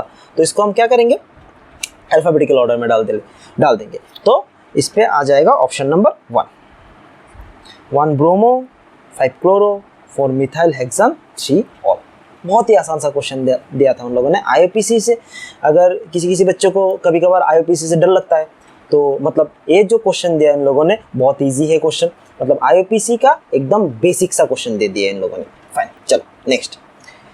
The pollution due to oxides of sulphur gets enhanced, मतलब सल्फर से जो पोल्यूशन होता है, सल्फर के ऑक्साइड से या फिर सल्फर से जो पोल्यूशन निकलता है वो बढ़ता किससे है, किस किस काम से सल्फर से जो पोल्यूशन निकलता है। बेसिकली पोल्यूशन मतलब क्या, सल्फर जो एयर में रहता है वो सल्फर डाइऑक्साइड बनाता है, फिर ऑक्सीजन के साथ मिलकर सल्फर ट्राइऑक्साइड बनाता है, फिर वो एयर के साथ मिलके, हवा के साथ मिलके, पानी के साथ मिलके सल्फ्यूरिक एसिड बनाता है और एसिड ड्रेन करता है। तो पर्टिकुलेट मैटर्स मतलब एयर में जो छोटे छोटे पार्टिकल्स रहता है, जैसे कि ऑक्सीजन हो गया, नाइट्रोजन हो गया, उन सब के साथ रिएक्ट करके तो वो क्या करेगा, सल्फर डाइऑक्साइड रिएक्ट करेगा और ऑक्सीजन के साथ रिएक्ट करके ये सल्फर ट्राइऑक्साइड बनाएगा और बाद में यही वाला पार्ट सल्फ्यूरिक एसिड बना के एसिडेट बनाएगा। तो ऑप्शन नंबर ए तो आ रहा है, करेक्ट आ रहा है। ओजोन में से क्या होगा, ओजोन जब टूटता है तो ऑक्सीजन एंड नेसेंट ऑक्सीजन देके जाता है हमें। यही वाला जो नेसेंट ऑक्सीजन है वो सल्फर के साथ रिएक्ट करेगा, सल्फर डाइऑक्साइड में कन्वर्ट होगा। तो ओजोन भी आ रहा है हमारे यहाँ। हाइड्रोकार्बन के साथ उसका कोई बेसिक नाता नहीं है, क्योंकि हाइड्रोकार्बन से सल्फर डायरेक्टली नहीं जुड़ सकता, ठीक है ना। पॉलीमराइजेशन में हम लोग रिएक्शन करवाते हैं, उसके बाद जाके रबर के साथ सल्फर डाल के हम लोग वल्कनाइज्ड रबर बनाते हैं। तो डायरेक्टली हाइड्रोकार्बन के साथ सल्फर का कोई कनेक्शन नहीं है, तो ये वाला ऑप्शन नहीं होगा, सी वाला ऑप्शन नहीं होगा। और बाद में क्या हो रहा है, हाइड्रोजन परऑक्साइड। तो हाइड्रोजन परऑक्साइड बच्चों क्या है, H2O2 हमें पता है। तो हाइड्रोजन परऑक्साइड जब टूटता है तो उससे भी क्या निकलता है, एक नेसेंट ऑक्सीजन निकलता है। तो एज ए रिजल्ट डी वाला ऑप्शन जो है वो भी करेक्ट होगा, मतलब ABD। तो देखते हैं ABD कहाँ पर दिया हुआ है, ऑप्शन नंबर 2 दिया हुआ है यहाँ पे ABD। तीनों के तीनों ऑप्शन मिला हुआ है, सी वाला ऑप्शन करेक्ट नहीं होगा, क्योंकि हाइड्रोकार्बन से तो कोई रिएक्ट करता ही नहीं। ओके चलो नेक्स्ट।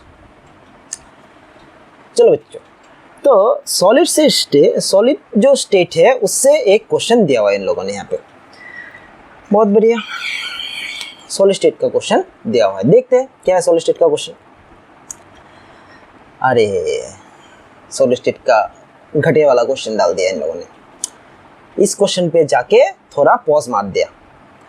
घटिया क्यों बोल रहा हूँ, बहुत सारा लंबा चौड़ा कैलकुलेशन है, ठीक है ना। बहुत अच्छा अच्छा क्वेश्चन था, और भी कुछ दे सकते थे, पैकिंग एफिशिएंसी क्वेश्चन दे सकते थे, या फिर कौन सा वाला क्रिस्टल पे कौन सा वाला पार्टिकल्स रहता है, कितना पार्टिकल रह सकता है, वो सब भी दे सकते थे। बट दिया उन लोगों ने लंबा चौड़ा क्वेश्चन।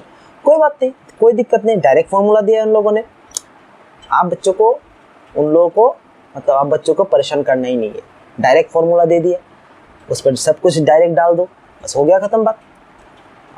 तो हमें पता है रो इज इक्वल्स टू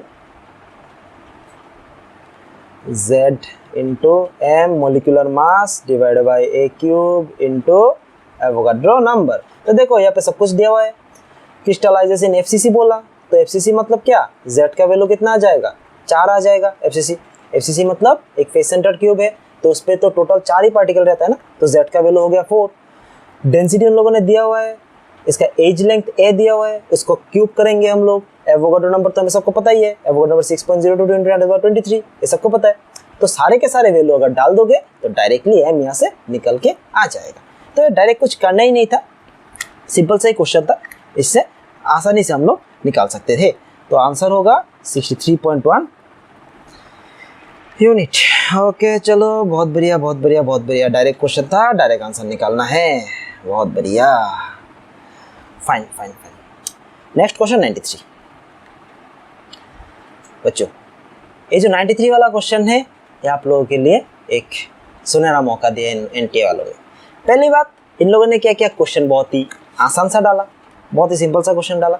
ऊपर से जो 93 वाला क्वेश्चन है, इस पे थोड़ा एनटीए वालों ने गलती कर दिया। क्या गलती कर दिया, ऑप्शन मैच नहीं हो रहा है इस क्वेश्चन में, ऑप्शन कोई भी मैच नहीं हो रहा है। देखो कैसे, ये सिंपल सा इलेक्ट्रोकेमिकल सेल का क्वेश्चन है, ई सेल निकालना है हमें, कुछ भी नहीं दिया है, सिंपल सा दिया हुआ है।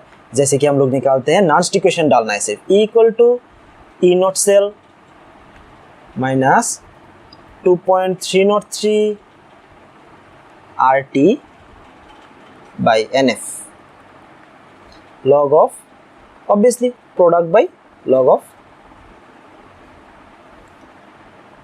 product by reactant, fine. तो यहाँ पे सब कुछ डाला हुआ है इन लोगों ने, सब कुछ दिया हुआ है। ई नॉट सेल का वैल्यू दिया हुआ है 10.5, तो 10.5 हम लोग यहाँ पे डाल देंगे, 10.5 माइनस ये जो पूरा का पूरा वैल्यू है 0.203 RT बाई F, इसका वैल्यू पूरा का पूरा दिया हुआ इन लोगों ने 0.05 नहीं, मतलब सब कुछ कैलकुलेट करके दिया है इन लोगों ने। 0.059 डिवाइड बाई n, n मतलब कितना सारा इलेक्ट्रॉन ट्रांसफर हो रहा है। कोई भी एक पकड़ लो, निकल का पकड़ लो या फिर सिल्वर का पकड़ लो। देखो निकल यहाँ पे 0 है, यहाँ पे जा रहा है +2 हो रहा है, मतलब 2 इलेक्ट्रॉन ट्रांसफर हो रहा है।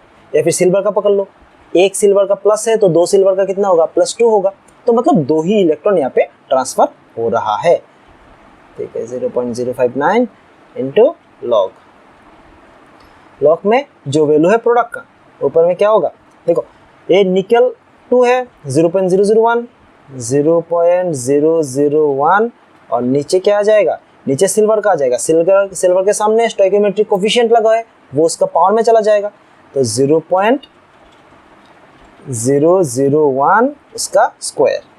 अभी बच्चों ये अगर कैलकुलेशन करोगे तो इसका जो आंसर है ना, तो इन चारों में से कोई भी आंसर नहीं निकल के आएगा ये, ठीक है। तो ये तो उन लोगों ने गलती कर दिया, मतलब जो बच्चे ने इसको अटेम्प्ट किया है, कोई भी हो आंसर, वो तो फुल मार्क्स ही देना पड़ेगा, अनटिल और अनलेस एनटीए वाले अगर नहीं मानते, एनटीए वाले बोलते हैं कि ना हम लोगों ने तो सही डाला है, सब कुछ सही डाला है, तो कुछ ठीक है, तब बच्चों प्रॉब्लम हो सकता है। बेसिकली आप लोग इसको कैलकुलेशन करो घर पे, पूरा का पूरा कोई सा भी कैलकुलेटर से कैलकुलेशन करो, इसका आंसर एक चारों में से कोई भी आंसर नहीं आने वाला है।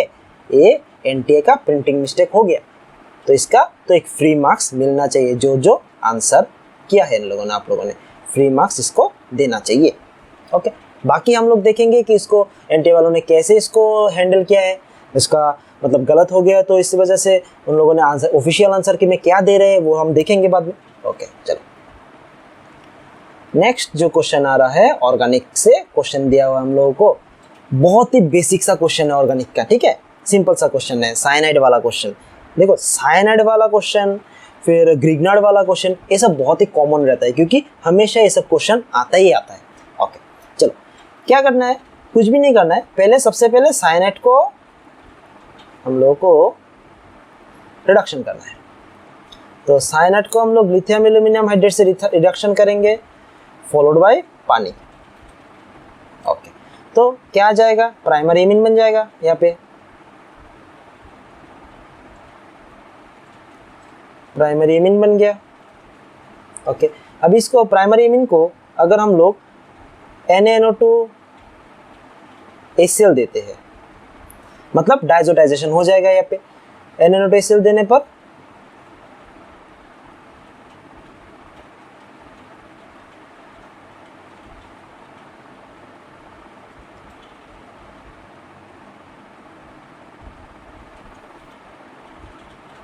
ऐसा आ जाएगा। अभी अगर इसको हम पानी डालेंगे, पानी देंगे, इसको H2O देंगे, तो बाद में एक बेंजाइल अल्कोहल बनेगा। बेंजाइल अल्कोहल मतलब इसका ये जो पोर्शन है, ये पोर्शन वो इसे इसका N2 निकल जाएगा। N2 निकलने के बाद उस पर OH आ जाएगा और बेंजाइल अल्कोहल बन जाएगा। मतलब option number 4 will be the correct answer, benzyl alcohol. बहुत ही आसान सा क्वेश्चन है। ओके, चलो नेक्स्ट बच्चों कोऑर्डिनेशन से आ रहा है, कोऑर्डिनेशन कंपाउंड। इस पे एक सिंपल सा बात है, ये जो क्वेश्चन दिया हुआ है कोऑर्डिनेशन का, इस पे एक बहुत ही सिंपल सा टॉपिक है कि जितना स्टेबल मतलब जितना स्ट्रॉन्ग लिगेंड लग जाएगा उतना ही स्ट्रॉन्ग वो एनर्जी भी एब्जॉर्ब कर लेगा। ठीक है, तो सबसे स्ट्रॉन्ग लिगेंड कहाँ पर है, EN है, इथिलीन डायमीन, वो 3 लगा हुआ है। ये तो NCERT की बुक या फिर अगर मॉडर्न नेवी से फॉलो करते हो तो जो रेफरेंस बुक फॉलो करते हो उसमें से डायरेक्टली दिया हुआ है ये वाला पार्ट। ठीक है, डायरेक्टली यहाँ से निकाल के दे दिया इन लोगों ने। तो सबसे ज़्यादा स्ट्रॉन्ग अगर वो हो रहा है, मतलब जितना स्ट्रॉन्ग तुम्हारा लिगेंड होगा उतना ही स्ट्रॉन्ग एनर्जी एब्जॉर्प्शन भी होगा तुम्हारा। ठीक है बच्चों, ओके। तो यहाँ पे कौन सा वाला ऑप्शन आ रहा है, यहाँ पे आ रहा है तुम्हारा नंबर 3 वाला ऑप्शन। मतलब सी में 3 इथिलीन डायमीन डाला हुआ है, तो सी पे तो एनर्जी ज़्यादा लग जाएगा। उसके बाद कौन सा वाला है, ए नंबर पे 2 इथिलीन डायमीन डाला हुआ है, और लास्टली 1 नंबर मतलब बी नंबर ऑप्शन है, इस पे 1 ही इथिलीन डायमीन आ रहा है। मतलब option number 3 will be the correct answer. Okay fine, पे क्या हो गया, option number 3 will be the correct answer. तो सिंपल सा बात है, स्ट्रॉन्ग लिगेंड, सिंपल जो बात यहाँ पे समझना है, मतलब जितना लिगेंड स्ट्रॉन्ग होगा उतना ही स्ट्रॉन्ग वो एनर्जी एब्जॉर्ब करेगा। लिगेंड का स्ट्रेंथ जितना बढ़ेगा एनर्जी एब्जॉर्प्शन भी उतना ही बढ़ जाएगा।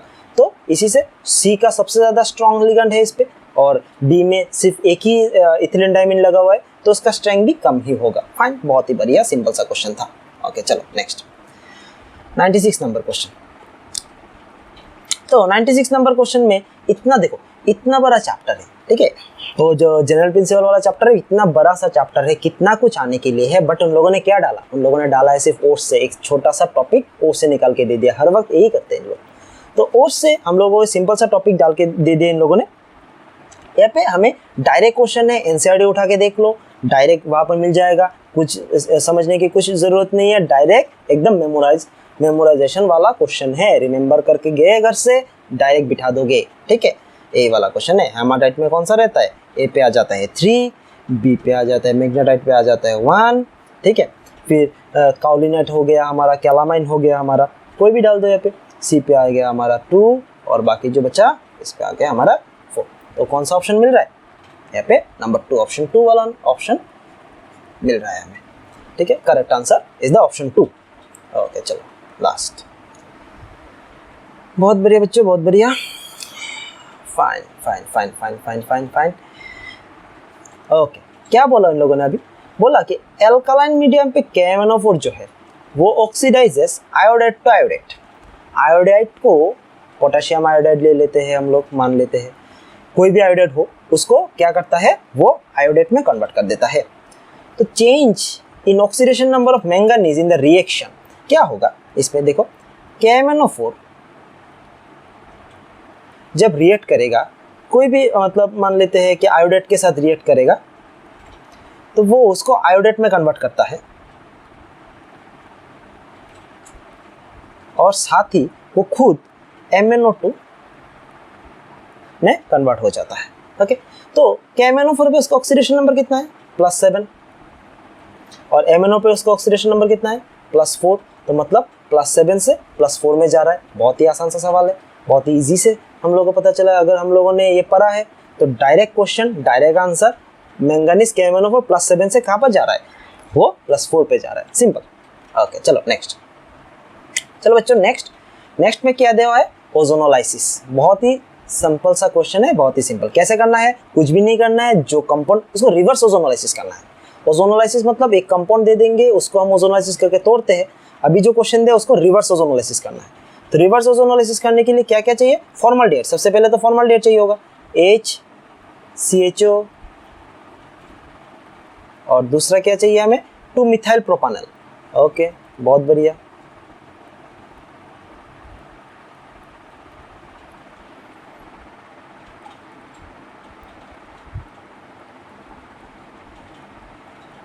फाइन, 2-मिथाइल प्रोपानल। तो यहाँ से क्या करना है, यहाँ से सिर्फ ये जो ऑक्सीजन वाला पार्ट है उसको हटा दो, बाकी दोनों को जोड़ दो। तो ऑक्सीजन वाला पार्ट हटा के अगर दोनों को जोड़ दिया तो हमें क्या बन रहा है, CH2, सॉरी क्या बन रहा है, यहाँ पे बन रहा है CH2 double bond CH, CH, CH3, CH3। Fine, simple सा चीज बन रहा है, ठीक है। अभी सिर्फ इसका क्या करना है, IPC करना है, जो हमें सबको पता है। नंबरिंग कहाँ से स्टार्ट होगा, नंबरिंग स्टार्ट होगा यहाँ से, तो ये वाला option will be the correct answer. तो 3-मिथाइल ब्यूट 1-इन, सिंपल सा IPC है एकदम। बहुत ही आसान सा क्वेश्चन दिया उन लोगों ने, रिवर्स ओजोनोलाइसिस करना है, ठीक है ना, सबको पता है हमें क्या करना है। ओके चलो नेक्स्ट क्वेश्चन में इन लोगों ने इक्विलिब्रियम का क्वेश्चन डाला हुआ है। बहुत ही सिंपल सा क्वेश्चन दिया हुआ है कि ऑक्सीजन ओजोन में कन्वर्ट हो रहा है, तो उसका केसी निकालने के लिए बोला है। बाकी नहीं सॉरी, केसी नहीं निकालना है, उसका क्या निकालना है, ओजोन का कॉन्सेंट्रेशन निकालना है। तो हमें पता है, कैसे पता है, केसी इक्वल्स टू ओजोन का कॉन्सेंट्रेशन नीचे ऑक्सीजन का कॉन्सेंट्रेशन, डाल दो। डायरेक्ट फॉर्मूला, डायरेक्ट आंसर, इसका हो जाएगा क्यूब। स्टोइकियोमेट्रिक कोफिशिएंट जो है, स्टोइकियोमेट्रिक कोफिशिएंट कहाँ चला जाएगा, पावर पे चला जाएगा। अभी सारे के सारे सबका कुछ वैल्यू तो दिया हुआ है। केसी का वैल्यू दिया हुआ है, क्या है, केसी का वैल्यू है, केसी का वैल्यू। और ऑटो का वैल्यू कितना डाला हुआ है उन लोगों ने, ऑटो का वैल्यू 0.04 डाला हुआ है। तो बिठाओ, कैलकुलेशन करो, डायरेक्ट आंसर निकल के सामने आ जाएगा। यहाँ पे क्यूब का स्क्वायर रूट करना पड़ेगा, ठीक है ना। स्क्वायर रूट करने के बाद जो आंसर यहाँ पे निकल के आएगा सामने, वो होगा हमारा डायरेक्ट आंसर होगा 4.38 × 10⁻², -32। तो तुम आराम से निकाल सकते हो। डायरेक्ट सारे के सारे वैल्यूज बिठाओ, सिर्फ कुछ नहीं करना है, एक सिर्फ 0.04 को उसको क्यूब करना है, उसके बाद केसी के साथ मल्टीप्लाई करके उसका स्क्वायर रूट निकाल देना है। फॉर्मूला तो यही बचेगा। ओके, तो लास्ट क्वेश्चन बच्चों, केमिस्ट्री का सबसे अभी तक जो क्वेश्चन था, एक भी क्वेश्चन टफ नहीं लगा हमें, बहुत ही आसान सा क्वेश्चन दिया उन लोगों ने। एक क्वेश्चन गलत भी दे दिया उन लोगों ने, प्रिंटिंग मिस्टेक हो गया। अभी एक लास्ट ही क्वेश्चन बचता है, मतलब जो क्वेश्चन दिया उन लोगों ने नॉट फॉर्म्ड, फिर से नॉट फॉर्म्ड वाला। इस साल में नॉट फॉर्म ट्रेंड कर रहा है इन लोग, ऐसा कुछ कौन सा नहीं बनेगा, ठीक है। एसीटोन रिएक्ट्स विथ 2-पेंटानोन in the presence of dilute sodium hydroxide followed by heating. तो सोडियम हाइड्रोक्साइड बन रहा है, सोडियम हाइड्रोक्साइड के साथ रिएक्ट कर रहा है। ऊपर से एसीटोन और 2-पेंटानोन दोनों में अल्फा हाइड्रोजन है, मतलब क्या, क्रॉस एल्डोल होगा ये तो क्रॉस एल्डोल वाला क्वेश्चन है। तो हमें देखना है कि कौन सा वाला नहीं होगा, इस पे कौन सा वाला पोर्शन नहीं होगा। तो एसीटोन में क्या हो रहा है, देखो डबल बॉन्ड को तोड़ो, क्रॉस एल्डोल एक प्रोडक्ट दे दिया है, इसको रिवर्स करना पड़ेगा। डबल बॉन्ड को तोड़ो, डबल बॉन्ड को तोड़ने के बाद देखो जो कौन सा वाला स्ट्रक्चर नहीं आ रहा है। एसीटोन मतलब क्या होगा, एसीटोन मतलब ऐसा स्ट्रक्चर आएगा, CH3CO CH3, ठीक है। और 2-पेंटोन दिया हुआ है यहाँ पे, तो पेंटोन में क्या आएगा, CH3CO CH2 CH2 CH3, ठीक है। तो ये वाला पोर्शन दिया हुआ है यहाँ पे। तो अभी देखना है कि जिसको अगर तोड़ेंगे हम लोग, इसको तोड़ने के बाद कौन सा वाला ऑप्शन आ रहा है और कौन सा वाला ऑप्शन नहीं आ रहा है बेसिकली। तो इस पे देखो, अगर पहले वाले को तोड़ते हैं, यहाँ पे डबल बॉन्ड तोड़ते हैं, तो एसीटोन तो मिल रहा है यहाँ पे पेंटन 2-1 भी मिल रहा है हमें, और आसानी से मिल जाएगा। इसको अगर हम तोड़ते हैं, यहाँ पे डबल बॉन्ड को तोड़ो, ऑक्सीजन वाला को तो नहीं तोड़ेंगे क्योंकि एल्डोल में एक तो ऑक्सीजन रहता है, ठीक है ना, तो ऑक्सीजन वाला को नहीं तोड़ेंगे। इसको क्रॉस एल्डोल जो है इसको हीटिंग भी कर दे बच्चों। तो हीटिंग कर दे मतलब क्या, पानी भी निकल चुका है ऑलरेडी, तोड़ के पानी ऐड कर दो, सिंपल सा बात है, तोड़ो डबल बॉन्ड को तोड़ो और पानी ऐड कर दो, दोनों के साथ हो जाएगा हमारा कॉन्सेप्ट। तो इसको देखो, नंबर 2 ऑप्शन को अगर तोड़ोगे तो एक क्या बन रहा है, एक यहाँ पर एक कार्बन है, यहाँ पर एक कार्बन है, यहाँ पर एक कार्बन है, यहाँ पर एक कार्बन है, और बीच में बन रहा है CO, मतलब क्या, एक पेंट-3 हो जाएगा। तो पेंट-3 तो हमें कोई ऑप्शन में दिया हुआ ही नहीं है, तो मतलब क्या होगा, correct answer will be this 2, पेंट-3 तो हमारा दिया हुआ ही नहीं है। तो इसी हम लोग ये वाला होगा इसका आंसर। तो बच्चों देखा हम लोगों ने, आप लोगों ने, कि इस साल का जो केमिस्ट्री का जो पेपर था वो बहुत ही आसान गया। मुझे आशा है कि आप लोगों ने बहुत दिल से और बहुत मन से कोशिश करके आप लोगों ने केमिस्ट्री का पूरा आंसर क्वेश्चन पेपर सॉल्व किया होगे। तो आशा है कि आप लोगों ने जो जो डिज़ायर किया है वो वाला कट ऑफ आप लोगों का कंप्लीट हो जाए और आप लोगों का सिलेक्शन पक्का हो जाए।